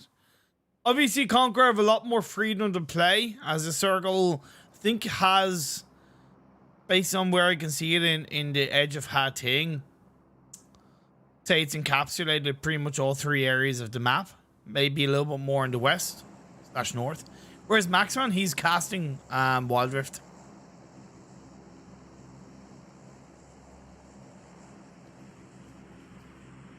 Wait, Hugh, is that you, Hugo? Hugo? Interesting. Okay.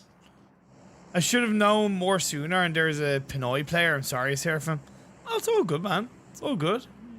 You know. Yeah, actually, no, it does encapsulate all 3 areas. It's actually more, it's actually more in towards the Southwest Island, the mainland, than the Northwest Island. Destiny have had pretty poor start to today's scrims. Rice Gang down to 2, so I don't think they'll be actively looking for a fight, but Destiny are going to stop at the edge of the bridge to try and get some information across the way, not presuming that it's free behind them. And I wonder, I thought Rice Gang were dropping more towards the Sami area. I know Panda dropped there, but Panda normally drop more on towards the Tabang Nakam region, so I thought, I don't know exactly where Rice Gang dropped, to be fair. Is there a Black Sparks team in this game number 3? There is no Black Sparks. Game number 3 is no Black Sparks. So Group C are not playing in this game. Victor is OP. Akashi, don't be spoiling anything, okay? I will ban you, okay, Akashi? If you spoil, yeah? But I do know that Victor is OP. Aster does get a knock onto GameLord, but they're in boot camp, so he should be okay. I find it weird that GameLord rotated to boot camp. I think that's a weird rotation, to be perfectly honest. I kind of don't like it. I actually think it's shit as a rotation. Like, okay, that's harsh. Not shit, but just like not that good. Down south it does go. Taken away from the northwestern island, so it's one of 2 islands it's going to end in. Quarry is still open, and pretty much 50% of the south part of the circle is pretty much dead free, making it easier for a good few of these teams. No unicorns of love, no fun. Sorry. Thanks, Ender. Thanks for insulting my casting. No, I joke. I joke. I understand. Eagerly waiting for your casting tomorrow. By the way, I enjoyed the casting by you and Max on today in PI. Appreciate it, Shankar. I think he'll be joining me for tomorrow's scrims as well. I think so. Not scrims, I mean tomorrow's broadcast as well. I know I'm going to have somebody else, a bit of a special guest. Is Rice Gang go down at the hands of Destiny? Maybe I'm eliminated out. So at least 2 kills for Destiny to kick things off. 12 teams left. 43 players. Not in this game. In general, don't worry, Imperium. Good stuff, Akashi. Good stuff. That's what I like to hear.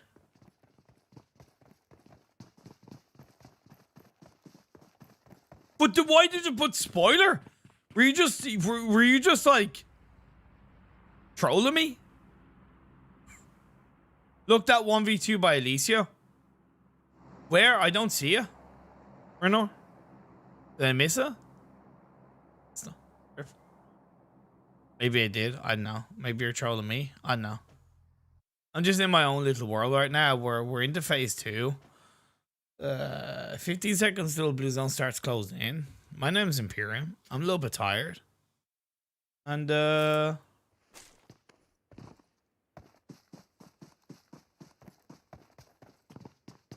Yeah. Okay. These scrims are not that competitive, so what should the team focus on here? Rotation or kills? That's a really good question, Chirag. For me, what I would focus on is I would focus on timing of rotations, positioning, communication, and aggression. There's always going to be asterisks of how beneficial all of them are here in this situation. But if you're in the mindset as a team that you are going to focus on those areas of your gameplay or whatever area you choose to focus on in these scrims, there's a much higher chance that you're actually going to benefit a little bit more, right? So whether that's communication on an engagement, whether that's an instruction on a rotation, whether that's an instruction on where a player is positioned, right? Something can always be learned from a scrim and from a game where players are maybe going out earlier and we're down to so many teams, or there's not a full lobby of teams. There's always something that you can learn from these scrims.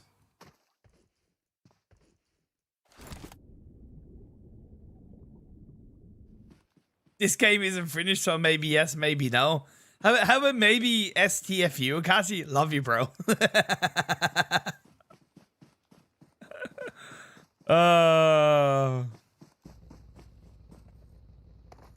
Also, Pappy is playing for Optimus Esports, and Pappy played in the PMPL NA, North America PMPL. So he has a good bit of experience that hopefully he should be able to bring to the table. Next phase does center off quite nicely, but it does still encapsulate a good bit of that southwestern island, and it does make me think why Lakonostra MVP are still in Painan. Because I think the hill up the northeast from my Painan is a lot stronger and a lot more viable. As GAMELORD going to catch out Nexus.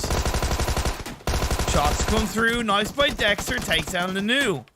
Gaijin Seraphim also in this area. So I don't know what happened to Lanu, but yeah, either way, you're out of here. Victor at least did take down Sushi, but Dexter evening things up, slows down GAMELORD for the time being. Rana and Aimbot is behind Dexter, but I think too far away to really make a massive impact for now.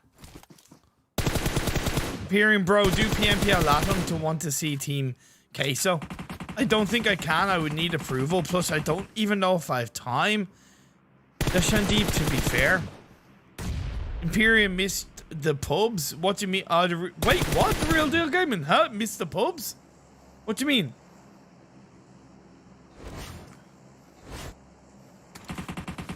Did you have pressure with 10k viewers this afternoon? Nah, Kashi, nah, I didn't. I've casted in front of like thousands of... I've casted on a broadcast with like hundreds of thousands of people, so it's fine. Not the flex. But it was definitely a little bit like, wow. But I you know, once I'm focused on casting and entertaining, I'm focused on casting and entertaining. You know what I mean? Alright. Is that a GAMELORD wiped out at the hands of Gaijin on Nexus? I didn't observe that because I was looking at a chat and answering questions. Sorry about that. Awareness is at an all-time low because of how tired I am. Oh, Destiny and Conqueror. Battle between these two teams. Off the back of the second Miramar game, moving right into Sanhok, they're coming together. He's cast at PMWL, that was just about 50k viewers a game, something like that. And the PMGC finals as well, track, to be fair. Turkish region or EU region? EU region. That's why it has EU West in the title, Endred. Or are you talking about something else?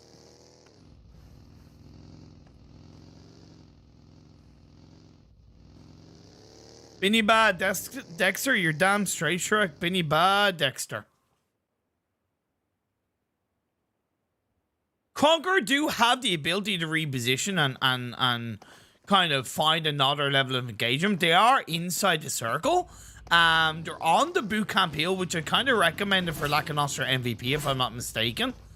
Or are they actually? No, where are they actually exactly? I'm not quite sure. Hopefully we'll see with this phase 4 shift. Maybe not. They're not as quite deep into the circle as the. No, yeah, sorry, they're not on Pine Hill. They're on the wrong side of Pine Hill. There's the next circle centers up. And Lakonostra MVP, will you get the frick out of Painan? Come on! You got a hill ahead of you that is free. That you can control and manipulate and push things back around you, but you've yet to capitalize on this area. Boom. And yeah, it's a no for Victor in that game. Yeah, Kashi, could you tell them to, like, get good, please, Kappa?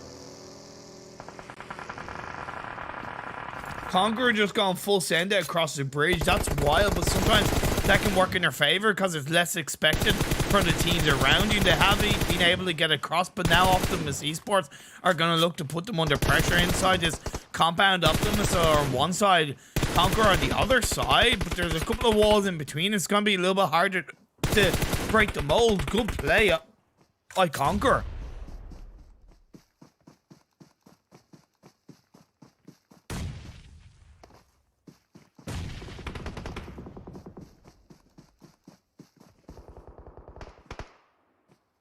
Panda one-shot UDR. Sorry, not Panda. One of the members of one-shot UDR and Panda clashing together. Jeez, I really am tired. God damn it.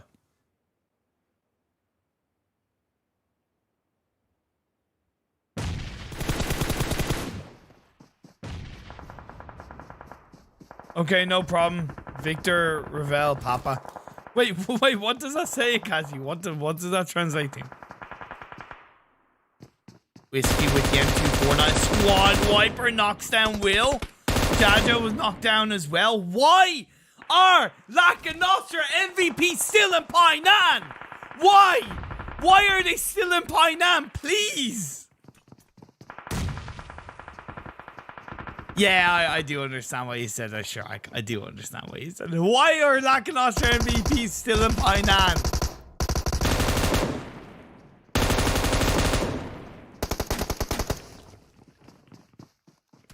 I actually seriously have no idea. Like, I know. Alicio's left on his own. Destiny and Mazzara pushing on forward. Even though Molotov is thrown out, that's gonna obviously disperse in the right way, and Alicio should be put under pressure. Mazzara gets knocked down though. Nice play by Alicio. Let's see if he can turn it around in his favor. Ciao Maria, this fight. Nice. Shots being fired up by Whiskey. Puts Alicio down to a little bit of health. M249. Only 38 bullets in the clip. A grenade is thrown out. And Alicio 1v2s. Ciao Maria. I may criticize Lakonostra MVP for the positioning. I may criticize them for the fact that they stayed in Painan. But Alicio single-handedly keeps Lakonostra MVP alive in this game. The next circle shifts up the northwest. Optimus Esports were obviously taken out of the lobby by Conqueror, it seems. So they have the guts and glory of this circle. It's Victor Wake Up Daddy. That's actually so good. Akashi, you're actually fucking a legend. One-shot UDR. Panda still clashing outside the circle now because of that circle shift moving up the northwest. Umbra in play around them. Gonna hear those shots close by as one-shot UDR are wiped out of the lobby, so that's pretty good from Panda.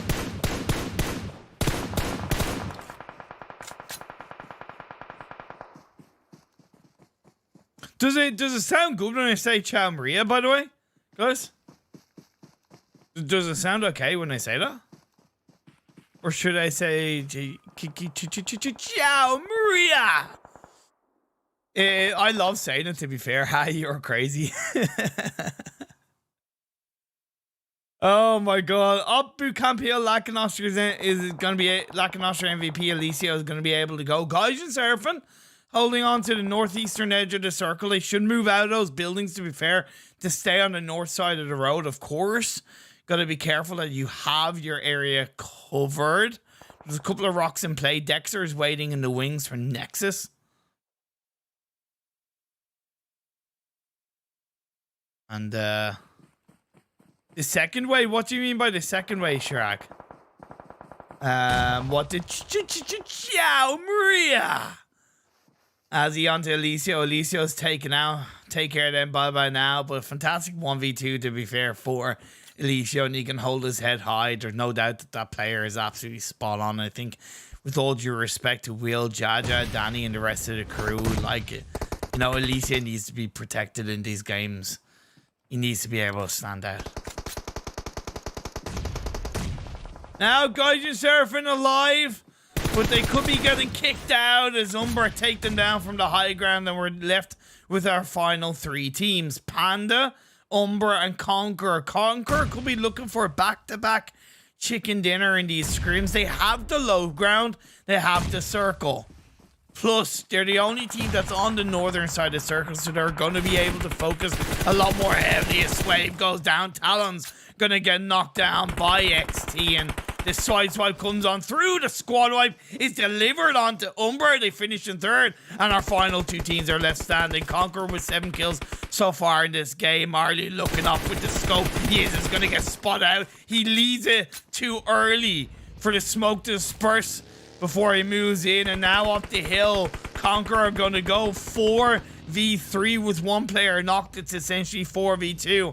K2 and XT, nowhere really to run, nowhere really to hide, and Conqueror even going to go into the blue. They're that confident of sealing this game, sealing the deal. Vito's going to get knocked out. Hiroshi finds one. He finds a second with a drop spot shot, and that is confidence personified as Conqueror get their second chicken dinner of the day.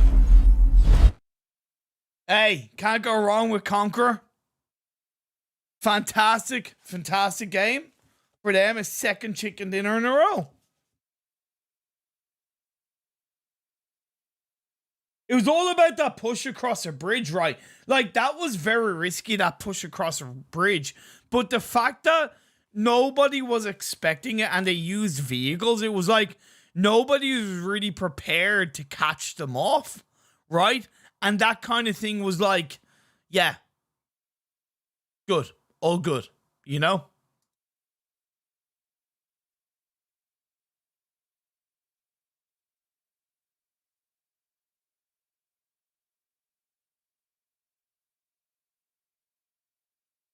Don't know if their scores going to be showing up once again after this game, to be fair. I need to try and find out. I've been told when the next game starts, so I don't know if there is, to be fair.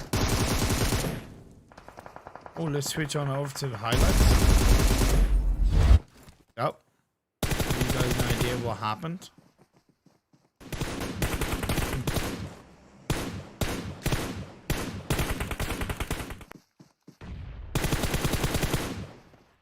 That's weird. Wait, so that far away? Interesting. Okay.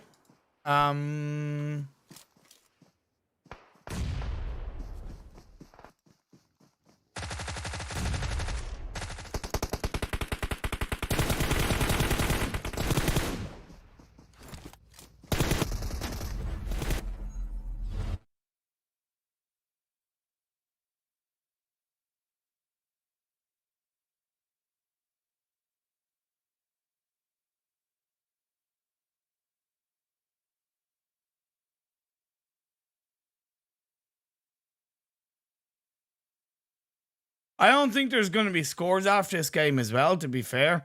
Let me just once again change graphic to show myself. That's so weird. I'm just confirming what the situation is with the scores. Not sure, we tried to fix. Okay. Yeah, so there's no scores from this next game either. And the game number 4 starts a little bit it starts, you know, far away. So I'm just going to chat with you guys.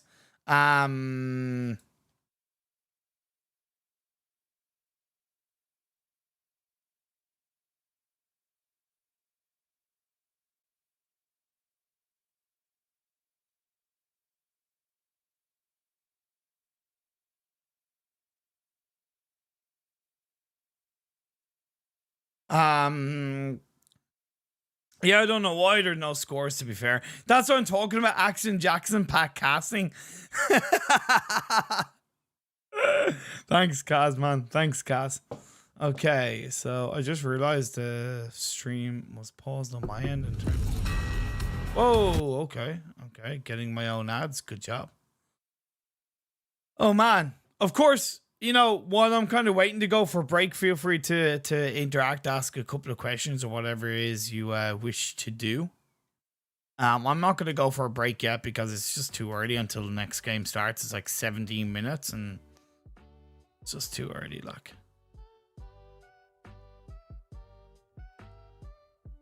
Yeah, but good. That was a good game in Sanhok, to be fair. I like, you know, Hainan is like most cities, right? And in most cities, you only stay there up until a certain point in the game, or if the circle continues to center up in that area, or you hold onto the very edge. And it really didn't feel like Lakonostra MVP in any way, shape, or form were looking to do one of those things. Never mind the circles that, although they were kind of, for the most part, kind of shifting still with Hainan in them, it was getting more further away from the center and closer to the edge, to the point where you were pretty much guaranteed to see the next shift move away, and it did. And although Alicio got that 1v2, it just, you know, he had nowhere to go. There was no real control for him. Plus, he was on his own. You know? But I don't know. I don't know.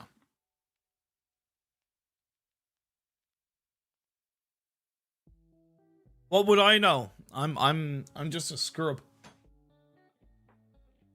I'm just a scrub. Okay, time to make a cup of coffee, methinks. Once again, thank you everybody for tuning into the stream. I hope you are all enjoying the games. Apologies for the noise in the background.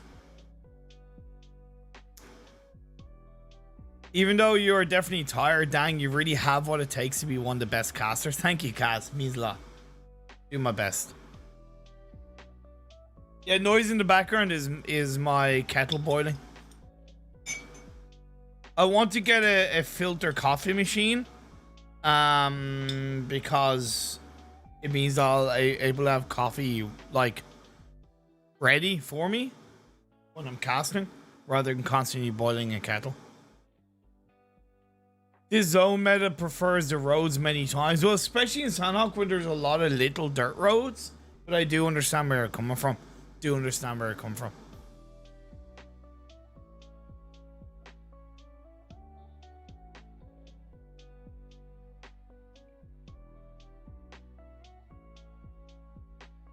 See, the most important thing, Kaz, is just to kind of hold out my energy for really when it matters, right? So early game, I'm going to be a little bit more passive. Even if I wasn't tired, I always try and make sure that there's a storyline. But especially when I'm tired, you know, or just feeling less energetic, it's all about holding your energy for the right moments. And to be fair, I'm mainly a color caster, so I mainly do analytical casting. The entertaining, the play-by-play, like the exciting casting is something that I've been developing over the last 4 to 5 months, basically since the start of the year, since sorry, not since the start of the year, since February. So it hasn't even been 4 or 5 months. It's only been like 2 months, to be fair. 2-3 months since I've been really developing my play-by-play casting, my kind of energetic hype casting. I still think I'm a better color caster. My analytical points, I really feel, are a little bit stronger. However, I'm happy with how... Oh, we have points. We have points. Cool. I wasn't sure if they were going to get fixed, so that's pretty cool. They are fixed. So yeah, so that's kind of... Like, I'm just always looking to get better, Cass. Master leaderboard, Conqueror, yeah, getting 24 points in that game. Let me make a note of that. 24 with how many kills? With 9 kills. There you go. Cool. I'm going to pray that you are one of the casters that will cast the PMPL, especially the finals. Appreciate it, Kaz. I really appreciate that.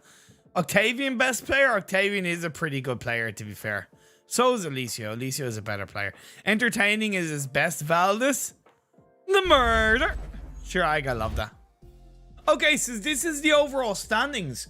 Wow, okay.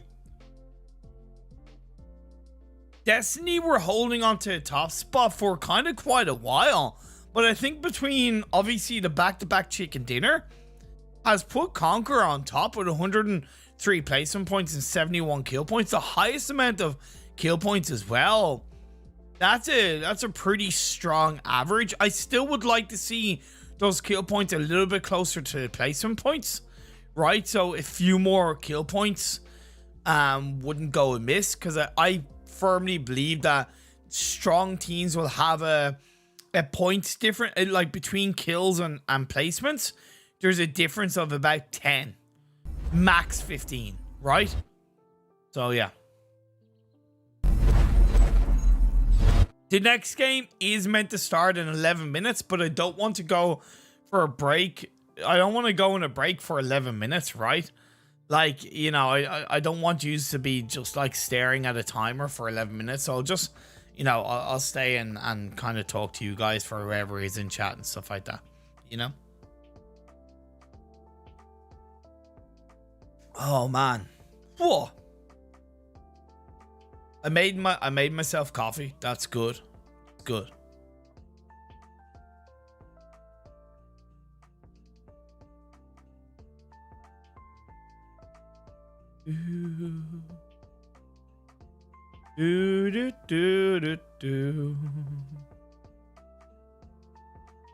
Okay.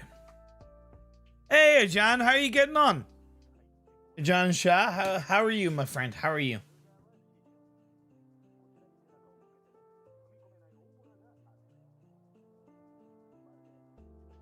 GSG Europe up.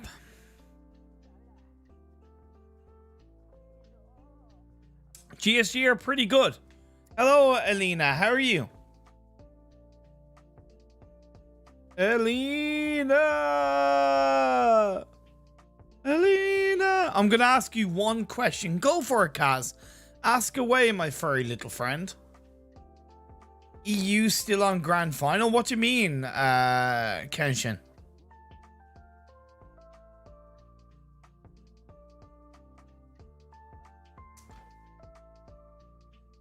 Jurek, best player? Okay. Cool. Cool. Nice one. Gabby? Are you, Alina?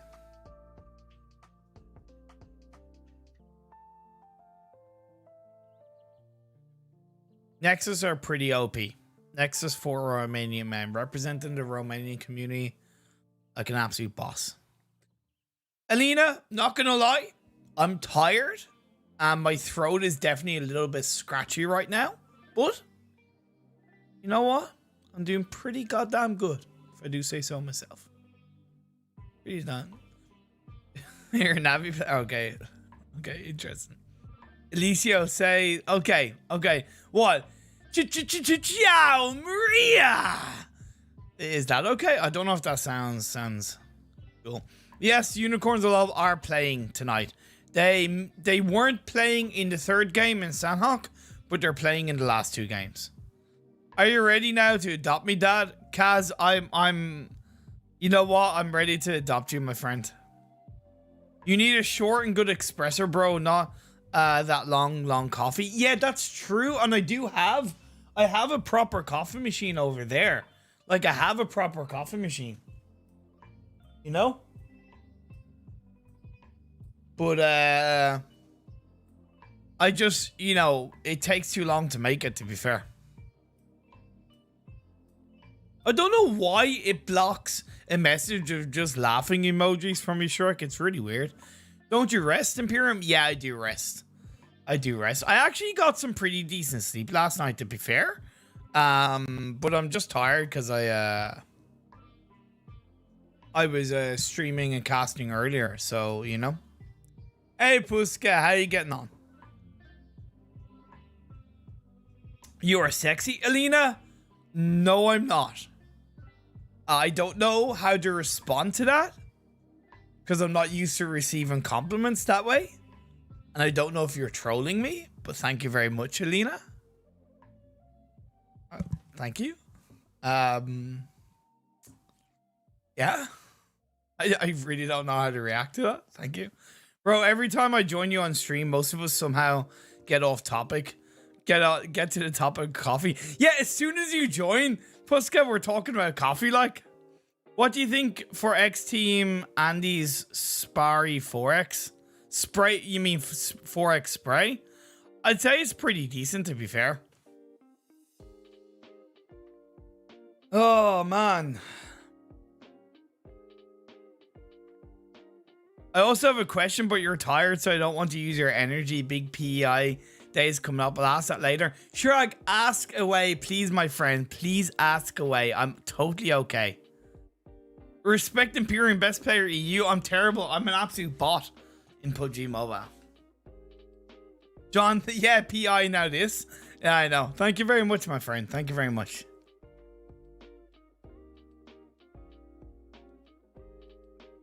I'm drinking coffee, Puska.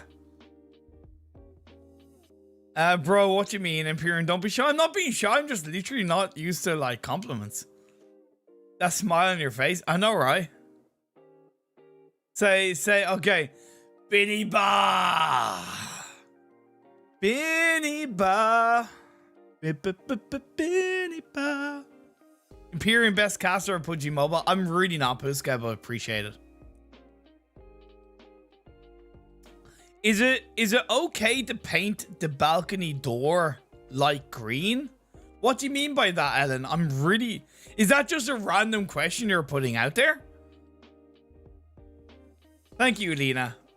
You're the best, Imperium. You're the best, Alina. Imperium is the McGregor of casting. Oh, Tio, that's like probably one of the best compliments I could get, to be fair, kind of thing. Like, you know, that's a pretty beautiful comment. Thank you so much. Oof. Talk about feeling honored, man.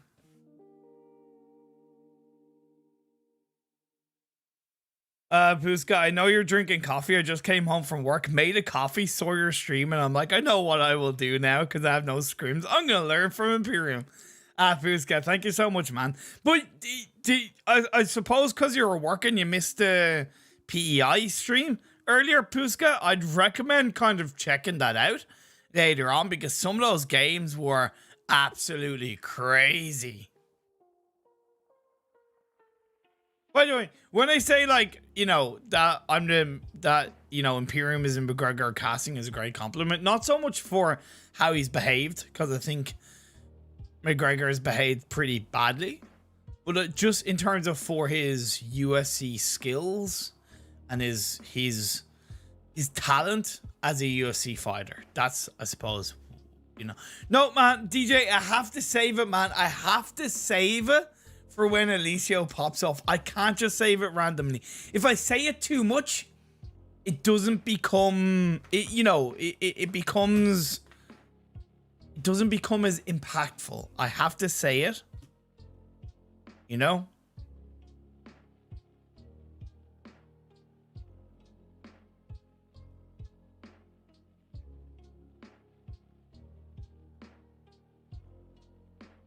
No, DJ, I have to. I'm freaking Chinese domination. Drag, what question did you have, by the way? You said you were gonna ask. Bro, what do you mean, you toxic AF? You're toxic AF. Fight me, Puska. Fight me. Fight me. I spilled my coffee. Random, I've painted stuff all day because I found so much paint in the basement. Ran out of things, balcony door, ugly, and I have lots of paint. Can you come in and paint for me, Ellen, please? That would be, like, super appreciated. I'll pay for your flight over here.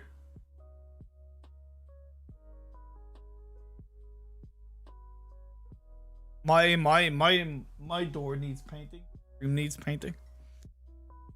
Imperium best IGL EU. Much love for you, McGregor. Thanks, TJ, man.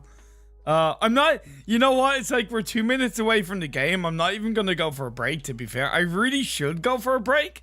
But we're too close to the game to go for a break. It's too much fun to, you know, responding to your comments. Tell us about the best moment you've seen in an international tournament. Okay. Well, there's lots of different moments, and it's really hard to remember all of them, to be fair, Shrag. So there's not that many. There's not that many I remember. The ones that come to mind is TSM Entities win, where Jonathan just schooled everybody outside of Yasnaya. Galaxy Racer Celts win as well, where they played so wonderfully when it was a military island finish. Ted's One Punch Man escapades in the PMWL. A lot of my memories come from PMWL that I remember directly. PMGC finals stand out for me because of how Zeus played, and just their aggression and confidence was incredibly amazing. BTR's performances, there's so many. There's genuinely so many that I've come across, Shrek. You know, your personality fits more to Khabib than McGregor. Okay, that's fair, Gabi. I appreciate that. I presume it's a compliment. Love from Indonesia, guys. I hope everyone is having a nice day. Much love to you, RDP from Indonesia. Isn't it like super late for you in Indonesia? Isn't it like 2-3 o'clock in the morning? Or like higher? Or is it morning time, RDP? I'm also addicted in coffee, to be honest, but coffee has a different effect on me as an opposite way. What makes you tired, guys? Interesting. Anyway, we're starting this game and Plane Path comes on board. Unicorns of Love dropping a Novo, I suppose, because their QATAR forces aren't participating in these scrims. They're confident that Novo is free. I don't think Unicorns of Love would make this an actual permanent drop spot unless they plan on challenging QATAR forces in the future. If QATAR forces were in this game, like a normal, if it was a normal competitive game, Unicorns of Love would still drop in the island, but they would obviously drop in the island and move across a western bridge because it's a safer route, you know?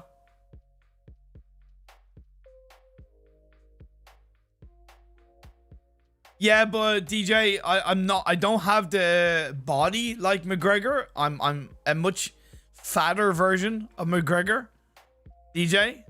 But thank you.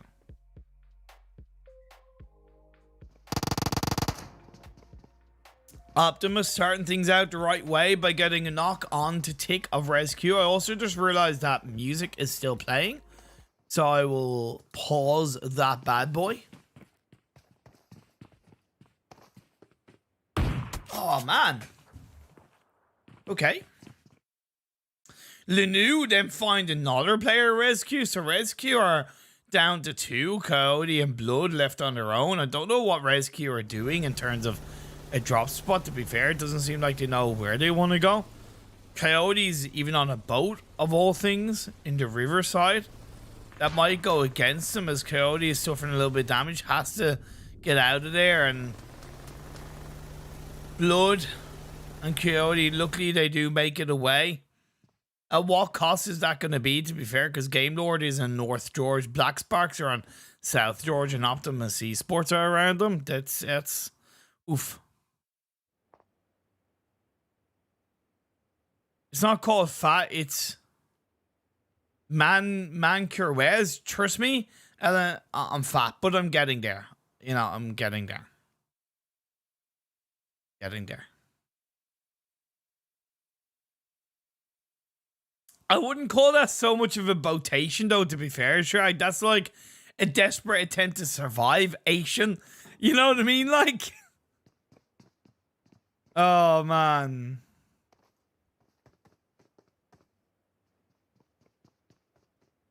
Okay, Albin, you're being hidden from this channel. Yeah, sorry about that. I've hidden in front of the channel. I actually I unhid you. Albin, if you do something like that again, I will literally ban you. There you go. Yes, of course I know who Gabriel Iglesias is. He's a singer.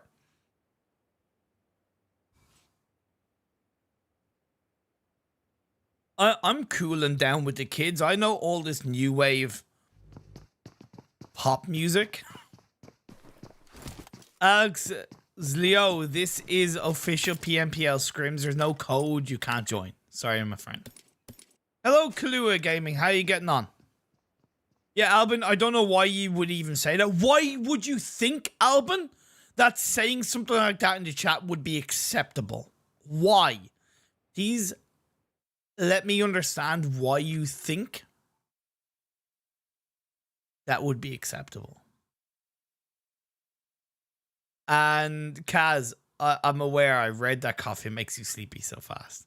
This botation is so famous, even our Indian casters sometimes jokingly say that even in local language tournaments and scrims. That's awesome, Shag. It's great to kind of, you know, because I also like, you know, I take inspiration from like the way kind of experiment cast, and I take little things like that. So, you know, I love that traits and little sayings are being shared across different languages and broadcasts. It's wonderful. Like, it adds more of a personality to the broadcast, right? It adds more flavor, and I think it kind of engages with the audience a little bit better. No, not that one. Other one Mexican oh yes. The chubby Mexican, the big boned Mexican comedian. Yes, I do know him. Decaf coffee helps me keep awake. Highland Wolf, you're weird. How are you doing, Highland? You well? ScrimFarm, Aaron Yasnaya, don't even know where this phase 1 circle is because I'm interacting with the chat and I'm actually having so much fun interacting with you guys. So thank you very much. Just here living my best life, to be fair. We're in the second last game of the day. My name is Imperium. Thank you so much for tuning into the scrims and supporting the stream. You comment good, bro. Thank you, Alban. Appreciate it, my friend. Please don't spoil. I'm still very angry with you at that. Tut. Oh my god. Black Sparks moving away. They could still get a little bit punished by RESQ, but I don't know if RESQ are in a position where they can even capitalize or push back Black Sparks in any way, shape, or form. I'm good. Nice stream this morning too. Oh, you were watching? Or were you streaming something else, or were you casting something else? Or are you talking about the PI? Listen, he says I'm not fat, I'm fluffy. Use that, bro. It's not copyrighted. Okay, I'm not fat, I'm fluffy. There you go. Okay, yeah, I'm not fat, I'm fluffy. Okay, phase 1 is quite central. Because of Eastern plane, there is obviously a little bit more space on the western side of the circle. Black Sparks are going for like a split rotation in this phase 1, which I find really weird. Optimus Esports landed in around the the Watertown area and ruins. They're now moving in, sending Hulls more forward. UDR one shot are still in Pachinki, which I think is really weird, to be fair. And aimbot is an anchor point on Pachinki Hill for the rest of Nexus. Conquer are going to shift to the west from their drop spot onto the second of the Pachinki Hills. Obviously should be aware that Nexus are going to be around this area. There's going to be a lot of familiarity, in my opinion, around kind of Nexus and Conqueror's positions for each other. Unicorns Love yet to move across the Western Bridge, which I kind of find a little bit slow, to be fair. An Irish is all you need to stay awake. An Irish coffee is good. I was watching a bit of PI. Awesome. Thanks for watching a little bit and tuning in, man. Unicorns Love should control over the hills overlooking West of Quarry, that open field, just saying. Yeah, you're not wrong, but they have to move into the circle. I don't think Nexus will, because they prefer to hold on to Pachinki, right? And it's more central right now in the circle, and it's more centralized to their drop spot. That's why they sent one player there as an anchor point. Next circle, centers. Sasha goes more up and towards the northeast, so it does eliminate a lot of the western side of the map that was free for a good few of these teams. So it evens things out. It also allows for Potato Hill to be a core part of this circle. Rozhok and School areas also in play. GSG, Eastern Stars, Lakonostra MVP battling on the eastern side of the map. Jaja's knocked down. Eastern Stars might look to take advantage of that, as Will is inside the building and Alicio is going to be on towards the other side. Nice grenade that was cooked out to put Norizio under a little bit of pressure, but Fury fits his way with a beautiful grenade to knock down Will.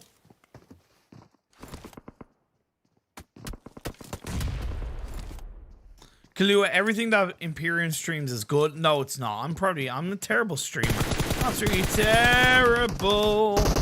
Alicio, what are you doing? You've been taken out. Goodbye, Lakonostra MVP. You only started as a trio. And unfortunately, although you did get a knock onto one of the players of GSG Europe, that counter knock by Eastern Stars allowed them to push in. Squad out comes through. And there you go. When I listened to LPL Irish casters, I thought initially it was Imperium. Oh, Dagda Cats and Penguin. Man, I'm so proud of them. Especially Dagda. I've met Dagda in person and Mitchman as well. And it's so good. Like, I try not to have too much kind of national pride, right? I try not to because, you know, but it's so good to, like, be Irish in the world of esports where there's not really too many kind of Irish personalities, and to kind of, you know, feel in some way connected to other Irish talents, even if they're in other games, and to kind of support them in that regard. Anyway, I'm kind of getting off topic, but yeah, that's just a little bit about how I feel, and yeah, that's awesome. Is Rice Gang alive? I think so. Man, why do I have such an itchy nose? Jesus.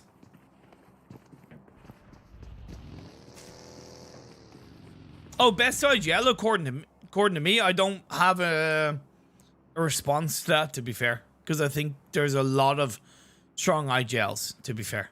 There's too many strong IGLs in my opinion for me to pick one, to be fair. Now Eastern Star is going to move away. Phase 2. Blue Zone is closing. And I find it weird that Eastern Stars is rotating as a full squad so late into Phase 2. Like, they get to a compound that's free, to be fair. I don't know how heavily they kind of in any way scouted that area. They clearly took a bit of a chance. I still think that was a little bit too late into Phase 2, to be fair. Who's your top 3 teams in your opinion, Impy, right now? Top 3 teams in what? In EU? Highland? Or what?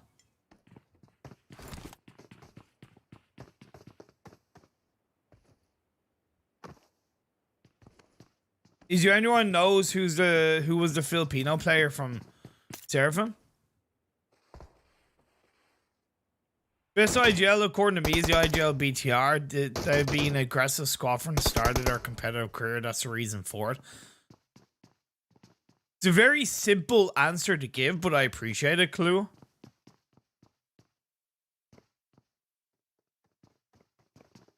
I hope Alicio looks to my comment. I told him to kill more so I can hear Imperium say, "Ciao, Maria."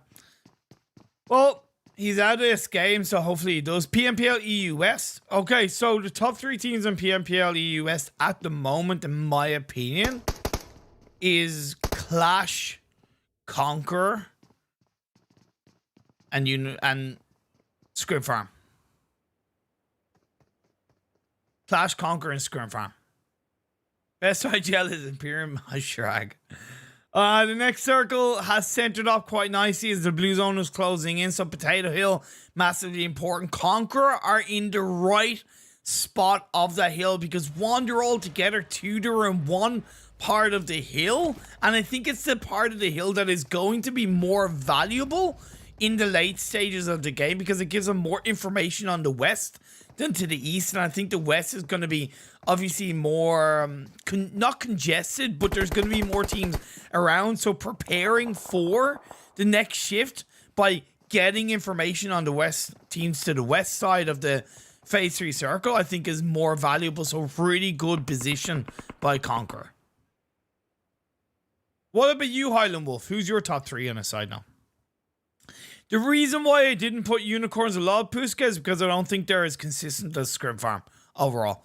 And I think ScrimFarm are just as aggressive as Unicorns Love. And although I do think that ScrimFarm still have a tiny bit of an issue closing out a chicken dinner game, I think their consistency to get into the top 3 makes them a stronger presence for being in the top 3 overall. That's my reason.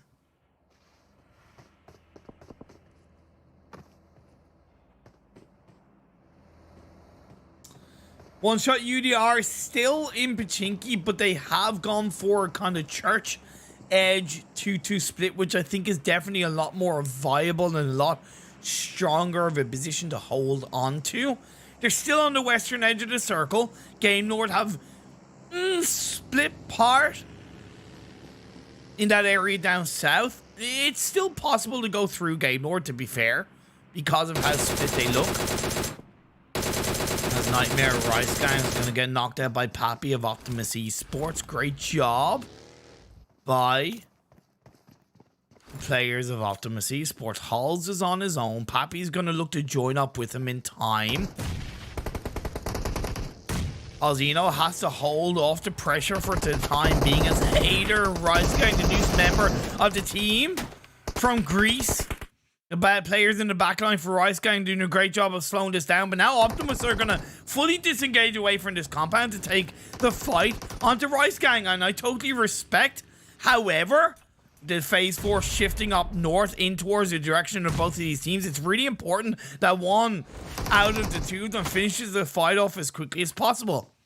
Salazar is on the hillside looking to suppress the players of Rice Gang on his own while that revive is being pulled off. My best 3 is Unicorns Love, and yeah, Unicorns Love. Good. Yeah, that's a good top 3, Alan. Lanu gets knocked down. Yeah, One Shot UDR. I thought they might have a little bit of an easier job getting through GameLord because of GameLord's position. Big for Mercy is dropped down. Agon looking for a revive off the back of the hill in GSG Europe. You're going to put under pressure by Conqueror. Like, that's why I don't get why they're going through Potato Hill so late in the game. GSG Europe, it's incredibly risky, and, you know, Hold of Conqueror able to work on that really nicely. Robs on the Sebi. Pappy on the Carno Rice Gang.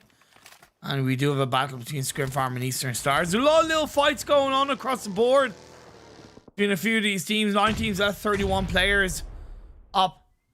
GS Europe pinched in between Unicorns Love and Conqueror, but they're on the tip of the hill for now. The 3-1 split. Lau with the car. Actually, it's with the Mosin, to be fair, not the car 98. I know the sound of that gun. I understand, man. That's real true, because Unicorns Love gets one opportunity to take a win, but then if it's not really luck with zone or something goes wrong, they're not able to pull anything off. Kind of, I think it's just more the fact that they kind of make silly mistakes after a good game, and it's kind of like they ruined a good result the past game, that kind of thing. Overall, what you say is within reason, also correct. But ScrimFarm could solo pull out a top 5. Yeah, pretty much, Puska. Pretty much. There's logic. There's logic to my thought. Again, I'm more than welcome to being proven wrong by Unicorns Love, and I know the potential they have as a team. Trust me, I know. Trust me, I goddamn freaking know their potential. Also, I'd put QATAR Forces up there as well, to be fair. Very close behind the teams I did mention.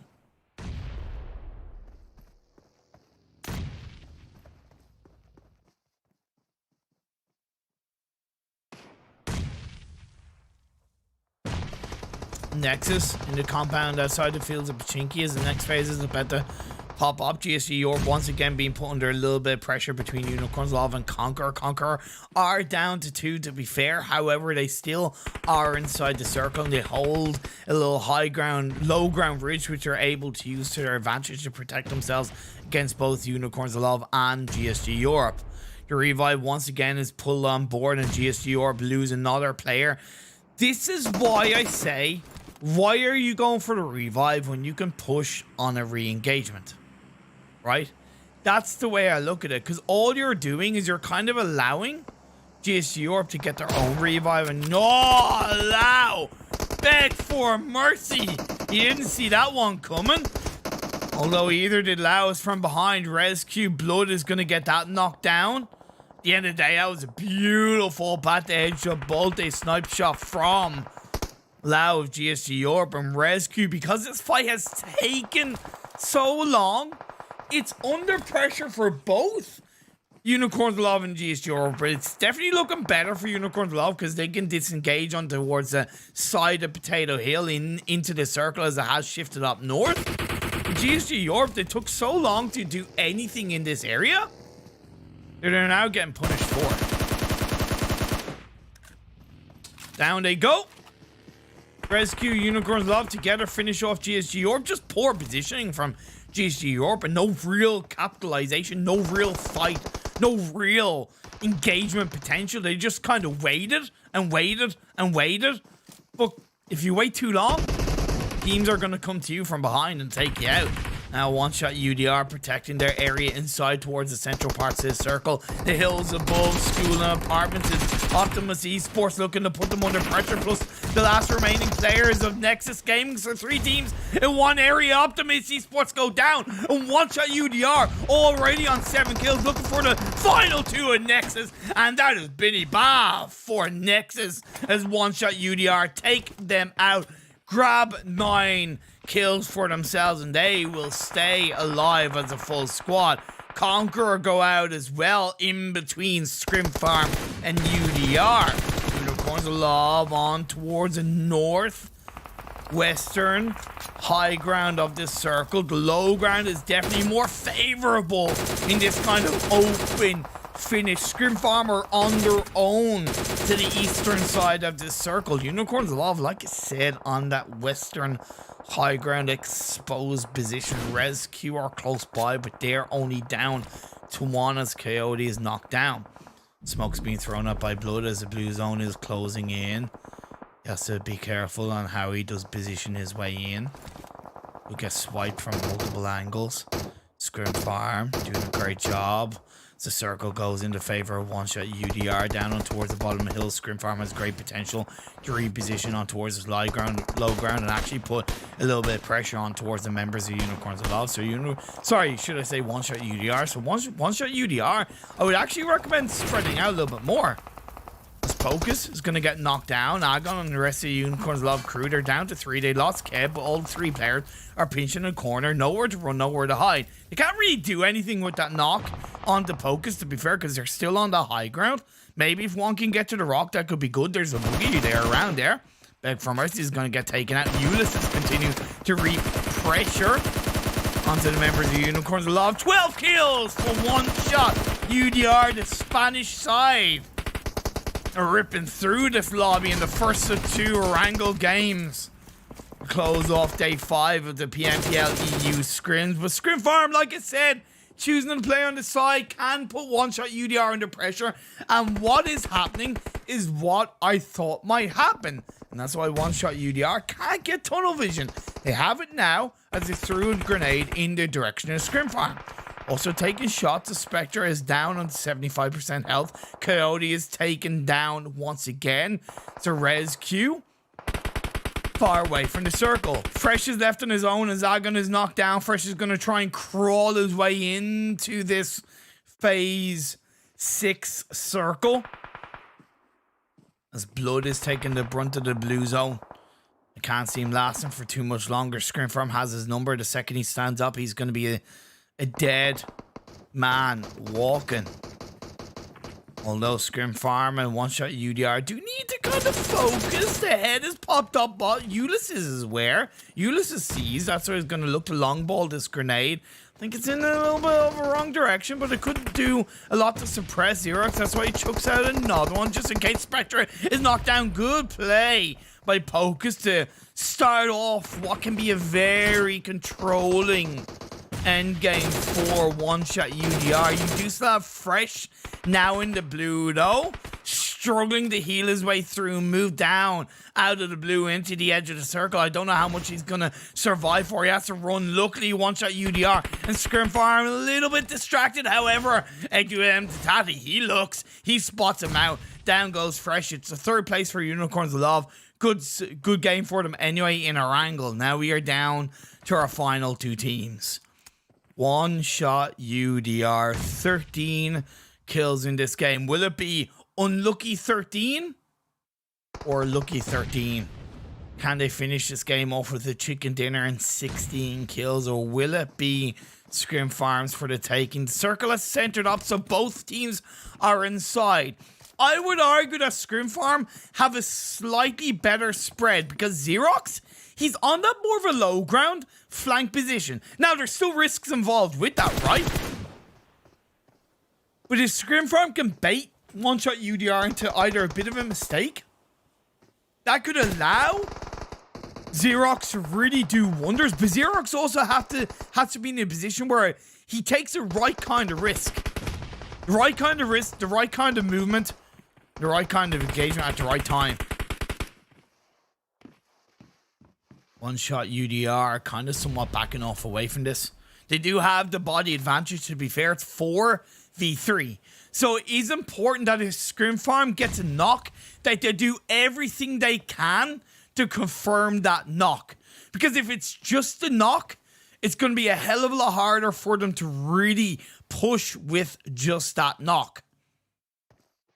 Or if they turn the knock into a confirmed kill, they can look then for a second knock of on what will be a pretty slow down One-Shot UDR. Then they'll have the body advantage.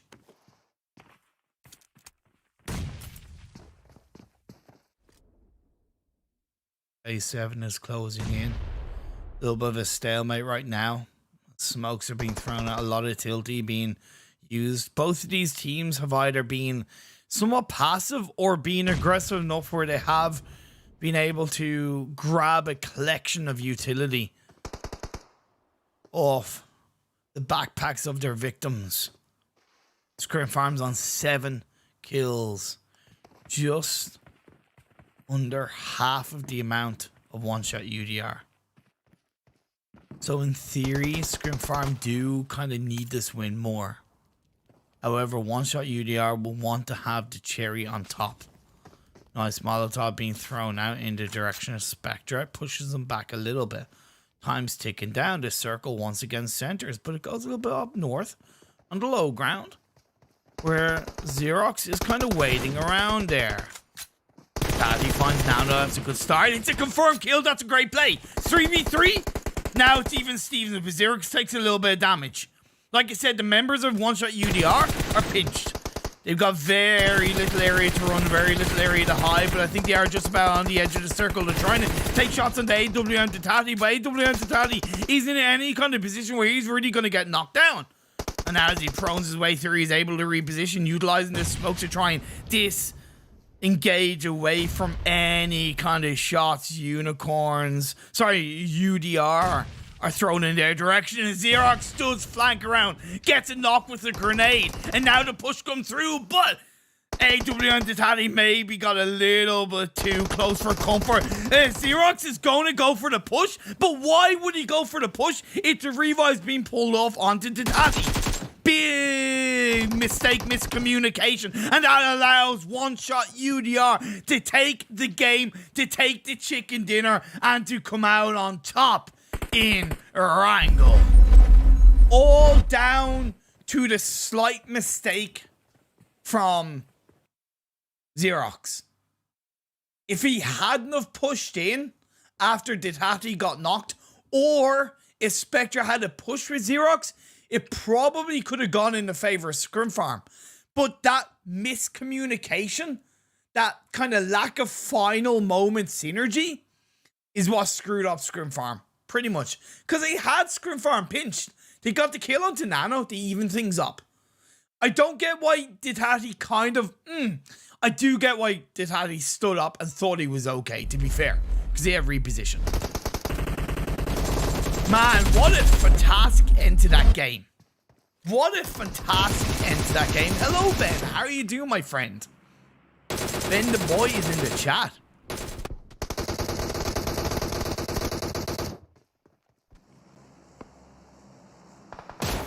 I know. Why go for the revive? I know, right, Shaq? Why go for the revive? You're at that point in the game where if your player gets knocked, sorry, but you're knocked. Take care of them by now. You know? You just don't go for the revive like that. Or if you do, you really got to make sure that your teammate that is alive isn't doing anything, right? Isn't doing anything. Oh, feels bad, man. Feels bad, man. But we do have the results from that game. It was a fantastic performance from One Shot UDR, to be fair. 16 kills, 31 points in total. That's pretty poggers. Like, that's pretty poggers indeed. One Shot.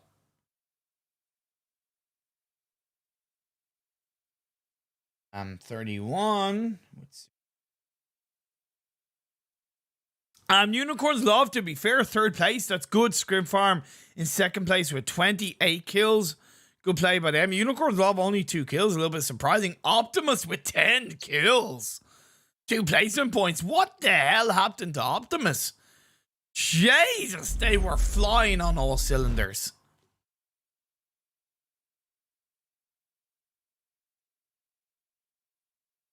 Ulysses with the highest amount of kills in that game. 7. From him alone. 7 from him alone. Exactly, Kaz. You don't push one by one. You push together. Definitely really missing Indian teams in tournaments. I can imagine you are, Kahlua. Hopefully we'll get them back soon. Ulysses with the highest amount of damage. Xerox from ScrimFarm, despite that kind of mistake together with the rest of his team. Great game from Xerox, especially for him kind of coming into this side as probably a sub. I gotta say I'm overall quite impressed with Xerox, to be fair. Sweaty say, not gonna lie, playing FPP against the Chinese teams in Game for Peace is no, they're just unplayable. But what we should look at is getting the placement and early frags, because that gives you 2 points. Exactly. Oh, Sweaty Day. What do you mean by is no, Ben? What do you mean by that for Valdez? Like, as in, like, too hard or what? I'm curious about that. The overall standings are here, and, you know, Conqueror's still on top. They have, like, a 25-point lead ahead of Destiny Nexus in third with 158. Well, I heard some stuff about India teams. I think it's fake news, probably, though. Yeah, Highland Wolf, don't spread anything that you can't confirm, to be fair. Feel free to DM it to me, Highland. Oh, yeah, that is confirmed, Highland Wolf. Yeah, that is confirmed. That's not rumor, that's confirmed. Unicorns Love 154, Team UMBRA at 147 in the overall standings. ScrimFarm is 6 with 146. Yeah.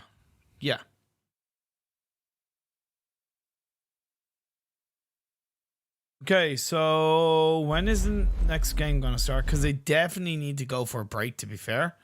Let me switch over to pre-post game. Next game, okay, 2200 on the hour. So, okay.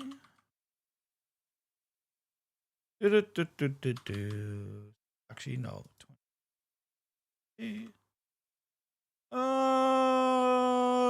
Okay.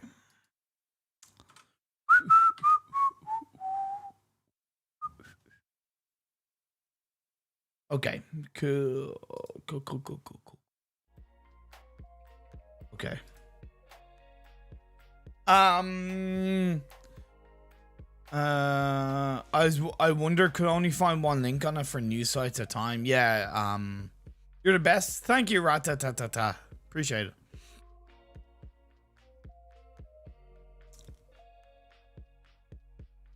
Ben the boy, players have been playing PMPL for almost a month now, and like going to Game for Peace, especially FPP, is something you can't master a day or two because you need to be very good to get the frags against. That's true, Ben, but haven't they been overall been practicing? And I still think for team synergy, playing PMPL or playing a high competitive tournament is still good practice as a team, right? It's good for synergy. Just advise them, Ben, please advise them for me to play with confidence, right? Advise them for me. The biggest thing they can do, Ben, is play with confidence, please. Play with a massive amount of confidence, Ben. That's seriously what I recommend that you advise them. You know? Please. You know? So on that note, I am going to go for a little bit of a quick break because I do need to rest my voice. We're going to be getting into the final game of the day, to be fair, in this PMPL EU Scrims. Thank you so much for tuning in so far, and I will see you guys in a couple of minutes.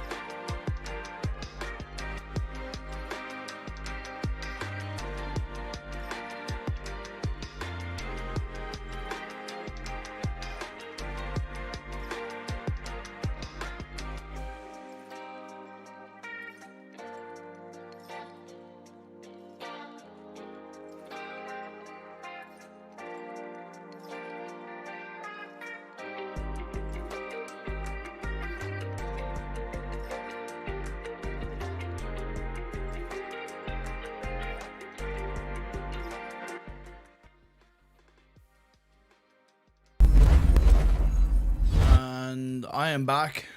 Whoa, it is late. 9 o'clock. Definitely a little bit tired, but you know what? I can get through this. We'll get through this together. I don't know if you can hear, but my voice is clearly a little bit. Not a little bit. It's extremely scratchy, to be fair. I'm like, what's going on? Like my voice is about to break, to be fair.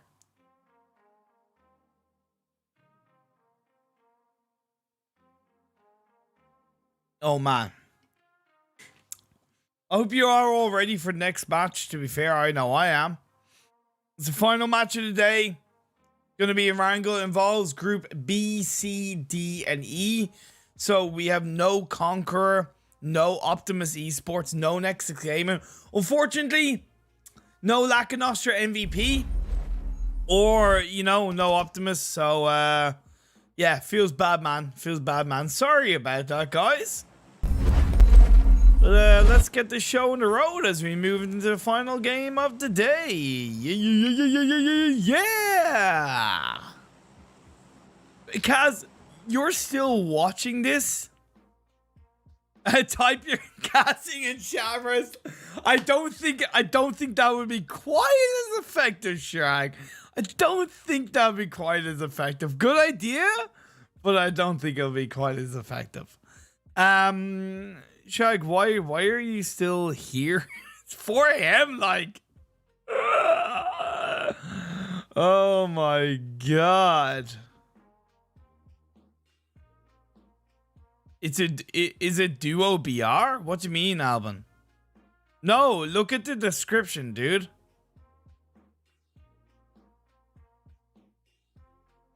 Like, all 20 teams are divided into 5 groups of 4. And each game has 4 groups.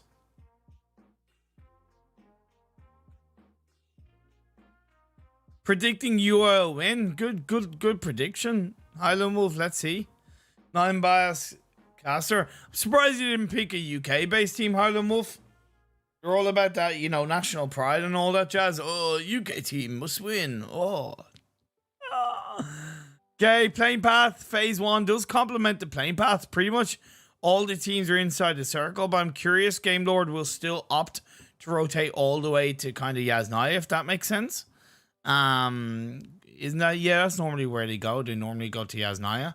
UMBRA opting to go for Primorse. That's fine. GSG Orb will have to be aware of that. They'll probably play around the Ferry Pier and the Ferry Pier Hills area. I said duo BR because one team was with only 2 players. Okay, I didn't notice that. And Gaijin Seraphim dropping on one-shot UDR in Pachinki. That is interesting to say the least. I smell food and I'm so hungry. All I've had today is like a protein shake and like some kind of like vegan burger or something like that. In be honesty, UK don't impress me at all apart from RESQ. That's fair enough, but I do think in the PMPL, Lakonostra MVP will do better than RESQ. I think so, in my opinion.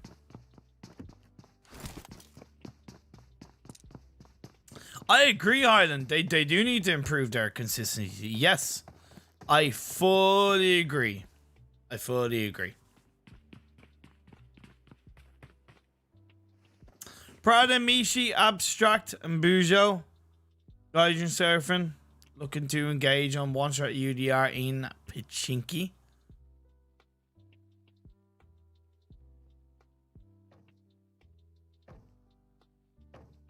UK teammate winning. No offense to myself. No offense taken to yourself. I can't literally waste your live stream because I want to hear the Action Jackson pack casting. Kaz, I appreciate that, my friend. Oh, Bujo gets called out. Sebi kicks things off from the sidelines. Great wraparound by one-shot UDR. Very healthy indeed. But Ulysses, be careful. You have a player with you, so don't push separately. Out the window he goes. He's looking for one knock, but he doesn't find it. Ulysses is going to get the knock on the Abstract. The punch. Oh my god. Trying to replicate my Maxman casting. I don't think it was that good, but I think it was also acceptable.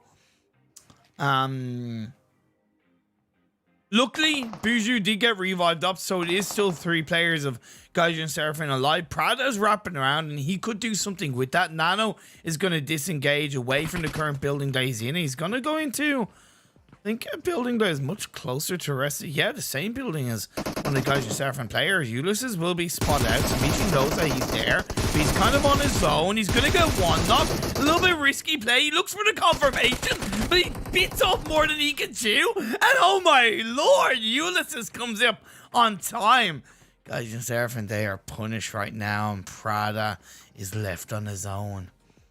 Looking good for Gaijin Seraphim, and one shot UDR still up as a full squad. Prada should look to get the hell out of there, but he might be pinched in the pickle of a situation right now. He's kind of got nowhere to run, nowhere to hide. The members of one shot UDR are wrapping around him like a light to fly. Is nice made by Prada to knock down Pocus, but that shouldn't stop the members of one shot UDR from continuing with this push. Please do not go for the revive on Pocus yet. That's not the case.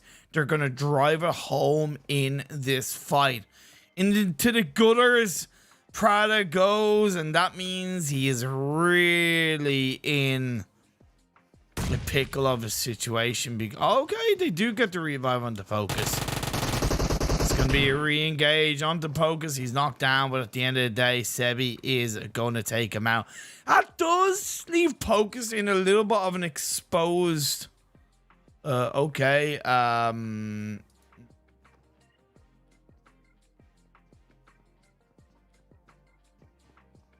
Somebody was spamming a message of please support my channel. Luckily, it was blocked by the automatic bot, so that's fine. They had issues since I interviewed them with PMCO, like a soap drama. Okay, fair enough. Bujo's over. Oh, okay.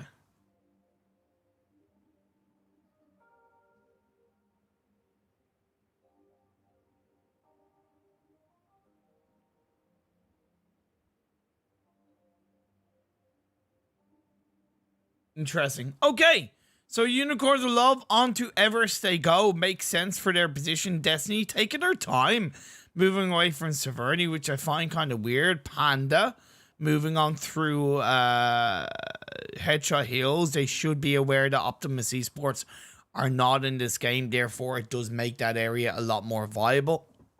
Eastern Stars normally drop in Milta because of the playing path. They did stick to the Western coastal side, but they are getting a little bit close to GSG Europe.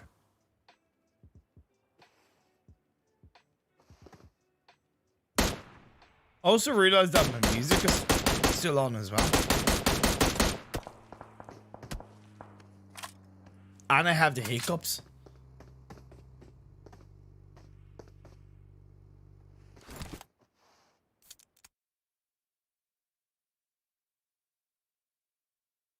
Black sparks. Rotating through the river. New compound that's across the northern side of Everest. It's a good space to be, but you do get little information on if the circle does shift down south. Circle prediction. Let me wait until the map comes up and I might be able to predict something. Casters should play a special game, one caster each pro team, and see who wins. What do you mean, Caster? What do you mean, Highland? I mean 1v1 Simpy. Highland Wolf, I've never seen you play PUBG Mobile, dude. Like, I've never seen you play PUBG Mobile. I may be crap, but at least I do actually play the game that I cast. Just saying. Put that out there, like, you know, just. You know, so don't kick W me, okay? RESQ, GSG Europe. Nice position by GSG Europe as well. Fantastic hill to hold on to because it's the hill that's down the south of Gatka. So you pretty much get a really clear, open amount of vision on basically between that hill and Gatka, right? So you get great preparation for that phase 2 shift and also allows for fantastic exit potential into a strong phase 2 position. So credit to GSG Europe on that movement. Now, Athos of Eastern Stars could maybe put pressure on the Angelito, but Angelito is more putting the pressure on the Athos in the fields, and Athos has to disengage away from his buggy into a hay bale, and that puts him into a pinch of a situation. I played the game. Hey, I don't know when was the last time you played the game? Dude, when was the last time you genuinely, when was the last time you opened PUBG Mobile and played a game of PUBG Mobile? Island. Just answer me that, my friend. Imperium, do you want to play for Eastern Stars? I'd love to play for any team, but I'm not good enough.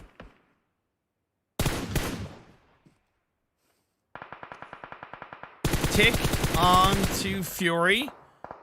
So Eastern Stars being now put under pressure by 2 teams, to be fair. GSG Europe and RESQ. However, Octavian is going to try and suppress RESQ a little bit by getting a knock on the Coyote while the revive is being pulled off. It's a radio tower square. That's fantastic to hold on to. Bathis, like I said, is just, there's no way he's getting out of that. And GSG Europe are going to push on that a little bit. Tudor is on his own. He does have support from Angelito, to be fair. Well, I don't know how much it's going to really work out in the favor of GSG Europe. Whether it's even worthwhile going for the push, to be fair. Bro, I played it last week. Okay.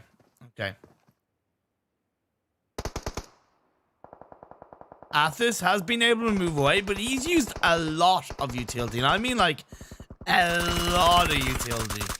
However, that does allow RESQ and GSG Europe to kind of focus on each other. Nice knock by Blood with that M4 spray onto Lau. He's up on top of the hill outside of the Observer Tower. I think he's in the safety of the buggy. But now Kamara's going to take a massive risk in moving up that hill. Lau is getting pinched upon. So Kamara is going to stand back, but Lau has moved down the hill. Will most likely get confirmed up. Blood, why aren't you prone down looking for those shots? No, you are kind of far away. But, I don't know, you could actually have the balls and push on that. Rather than, you know, yeah. Let's create our own team from Antarctica so we directly play an international level representing our continent. Sure, like, that's a good theory, but in execution, I don't think that's gonna work. I played the most when Metro Royale came out. Loved that game mode. Oh, okay, cool. You played a game mode where you weren't getting exposed for your terrible skills? That's fine.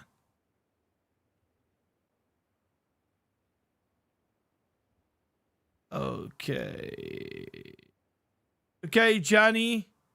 Do you really expect anybody to like I just showed your message just to show everybody that, you know. Okay, take care then, bye now, Johnny. Take care then, bye now. I've hidden Johnny from the channel. Bye Johnny. Goodbye. Good luck in your channel. I'll go away. UDR is badass. They are badass. Why silence M4 is kind of louder a bit than M416 with compensator? Honestly, it's just maybe he just didn't have a compensator, and you know why not. But the next circle has gone up north. Unicorns Law moved away from Everest. That's gonna come maybe possibly bite them in the butt, but they are gonna push it on towards the members of GSG Orb. Angelito gets knocked down. Agon is gonna start things off. Keddy's in the back line. Fresh is up on towards the buildings. Beg for Mercy is low down. Beg for Mercy is low down. Fresh is to try and stave off the pressure from GSG Europe. Now Beg for Mercy needs to try and heal up, but a great grenade by Lau is gonna have him knocked down. Agon is kind of in the back line, but needs to join up where Fresh is going to be on the end of the hill where both Agon and Ked are going to be able to support him.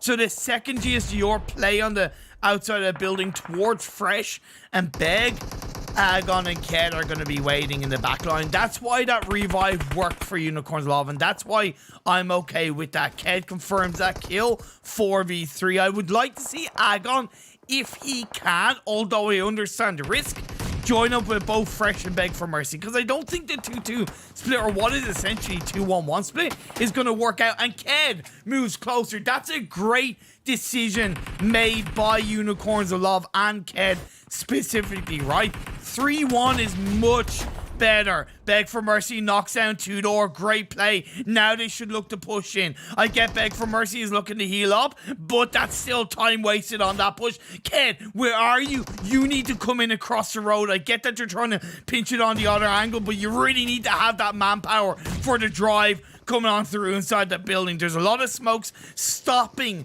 your information being received, relying on the audio chance of the audio cue, should I say, of the footsteps, and Agon is going to drive on forward. That's going to be GSG Europe taken out, and that is a Molotov from Beg for Mercy that saves them having to move into the building. Great play by Unicorns of Love. Fantastic positioning. The right time to get that revive. Great backline support from Agon. Ked repositioned in the right way. And I gotta say, that was a very stable push from Unicorns. I'm quite intelligent. Seriously impressed.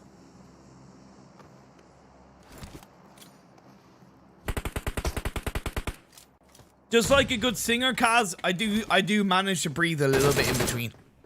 Like casting. I have to. Now on Everest, the pushes coming through as Destiny are going to be taking on one-shot UDR. But one-shot UDR, they look good, and they'll continue to look good. However, they're down to one. Sebi's the final player standing. He's low on health. Whiskey, if he's aware of that, might be able to push in. Sebi is going for the revive. Oh no, that might go against him because he's not going to be able to get the heal off. Around the corner he goes, and Whiskey takes him out. And, like, why go for the revive instead of getting a first aid off? Look after yourself before you look after your teammates. It's exactly like if you're in a plane and it's about to crash. You put your own air mask on before you help others put their air mask on. That was a big mistake from Sebi. It allowed Destiny to stay alive. It's allowed Destiny to pick up 4 kills. But in Everest, on that circle shift down south into Everest, I can't expect Whiskey to hold on for much longer. Unicorns of Love are going to play on towards the low southern side of Everest. And that's a tricky place because you don't really get that much information. However, there's a lot of kind of rotation potential from Unicorns of Love low ground position as of right now, right? They can go up on towards the western side. They can play onto the southeast. So really, Unicorns of Love, despite not having much information to the north of Everest, it's still probably a really strong position for them to be in. You seem like a rapper there. Oh my god. Well, you gotta be able to talk faster. There's a Russian caster that seriously sounds like a rapper when he casts. It's amazing. Like, I don't understand what he's saying because it's in Russian, but he sounds so good, and I wish I was like half as rhythmic as him with my casting. Talon gets knocked down, so Akashi from GAMELORD. Hey, Akashi, I see you, my friend. I see you, Akashi.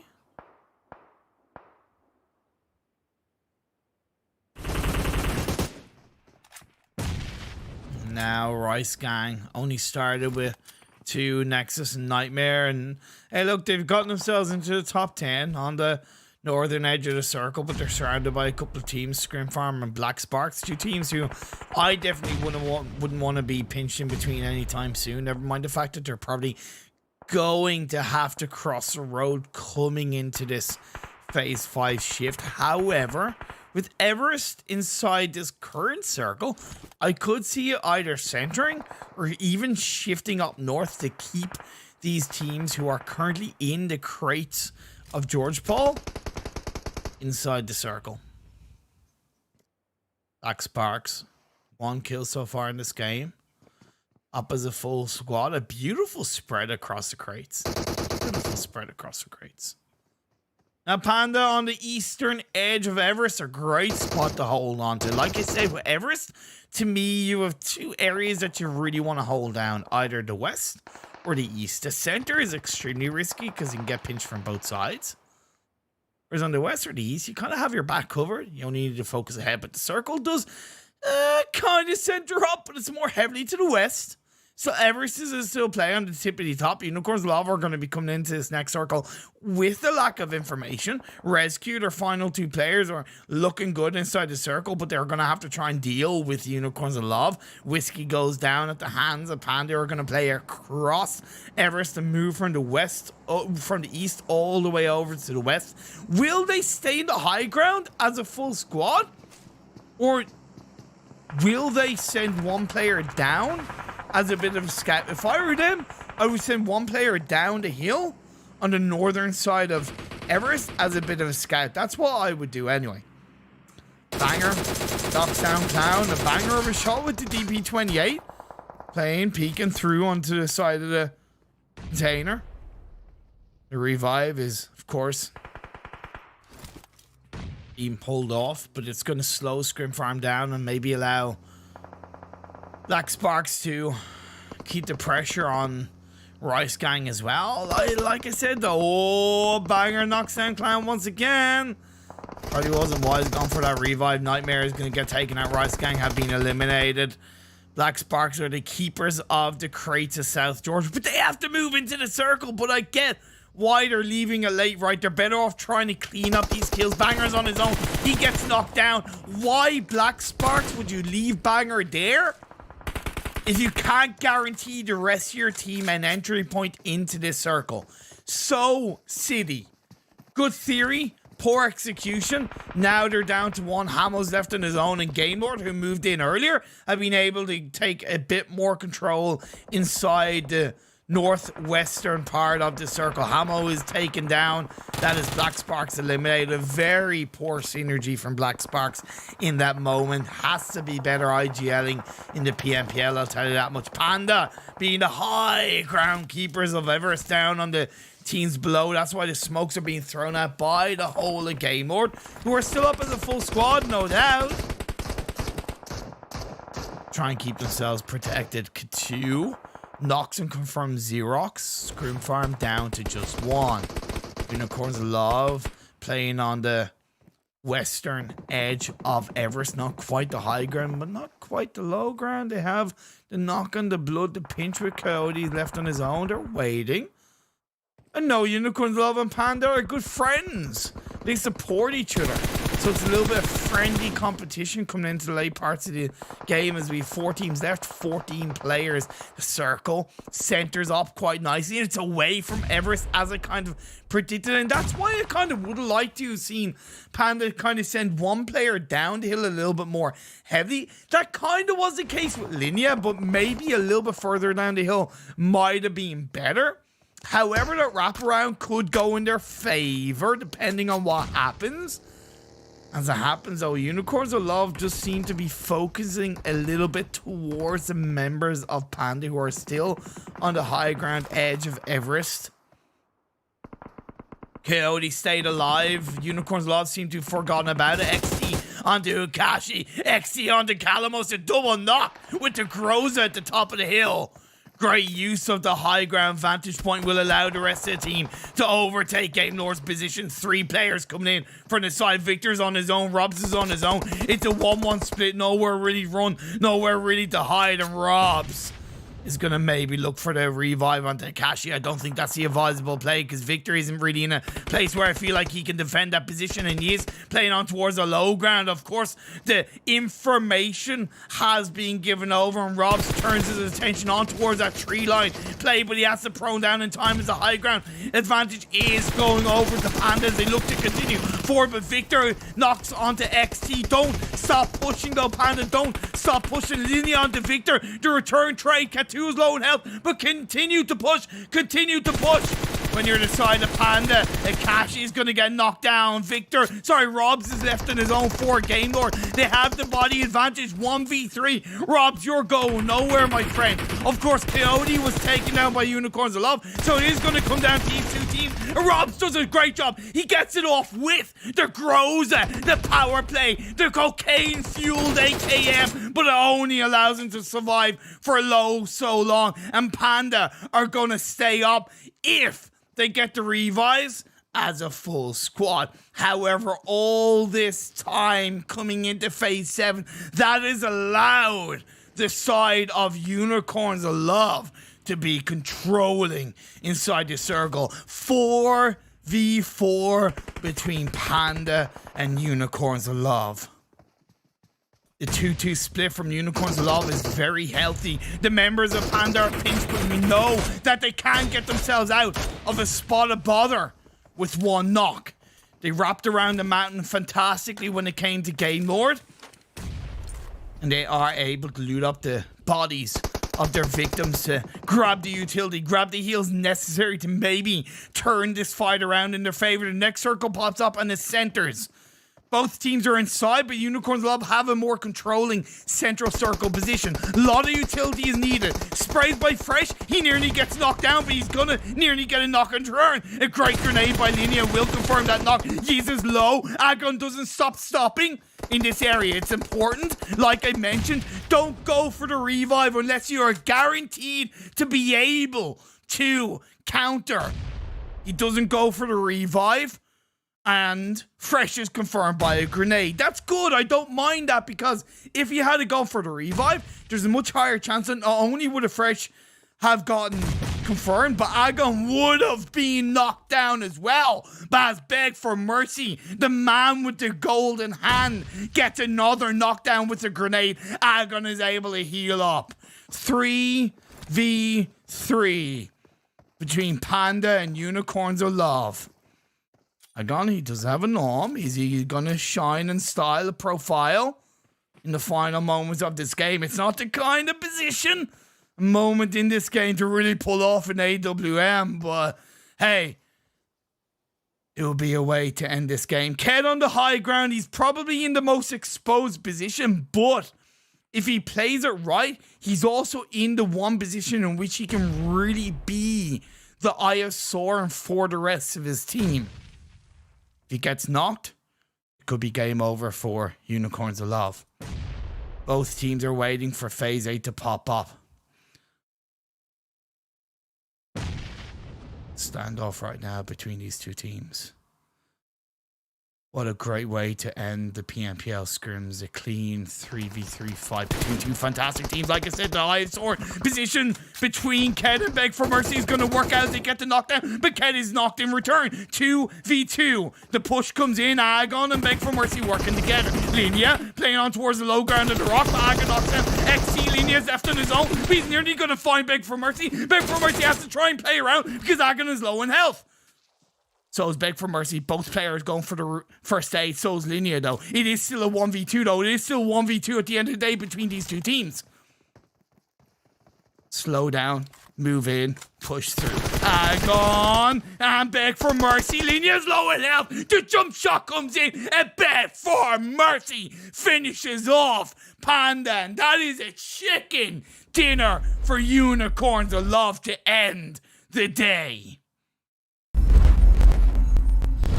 Woo! Unicorns of Love get 2 chicken dinners in the day. One at the start of the evening, one to end the evening. Bookmarked. What was a fantastic day of scrims for them.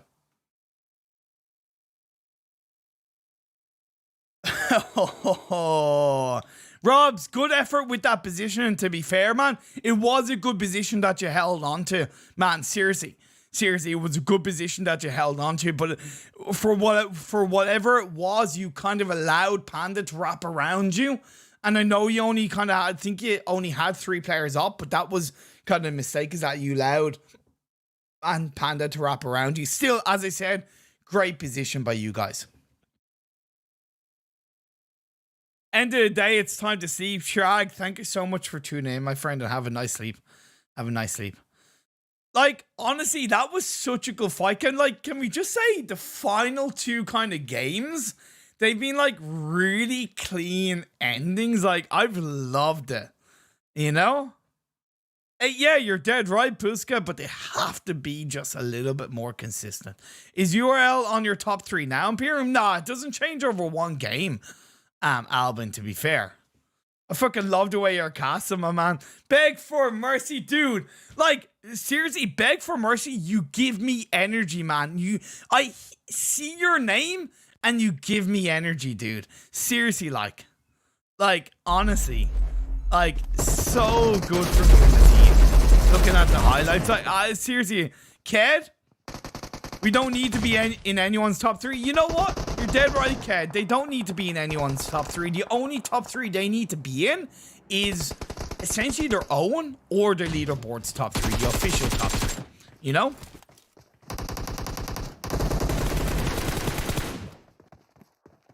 Thanks for the fun game and casting to watch. Appreciate it, Kaz. Dude, you should go to sleep, Kaz.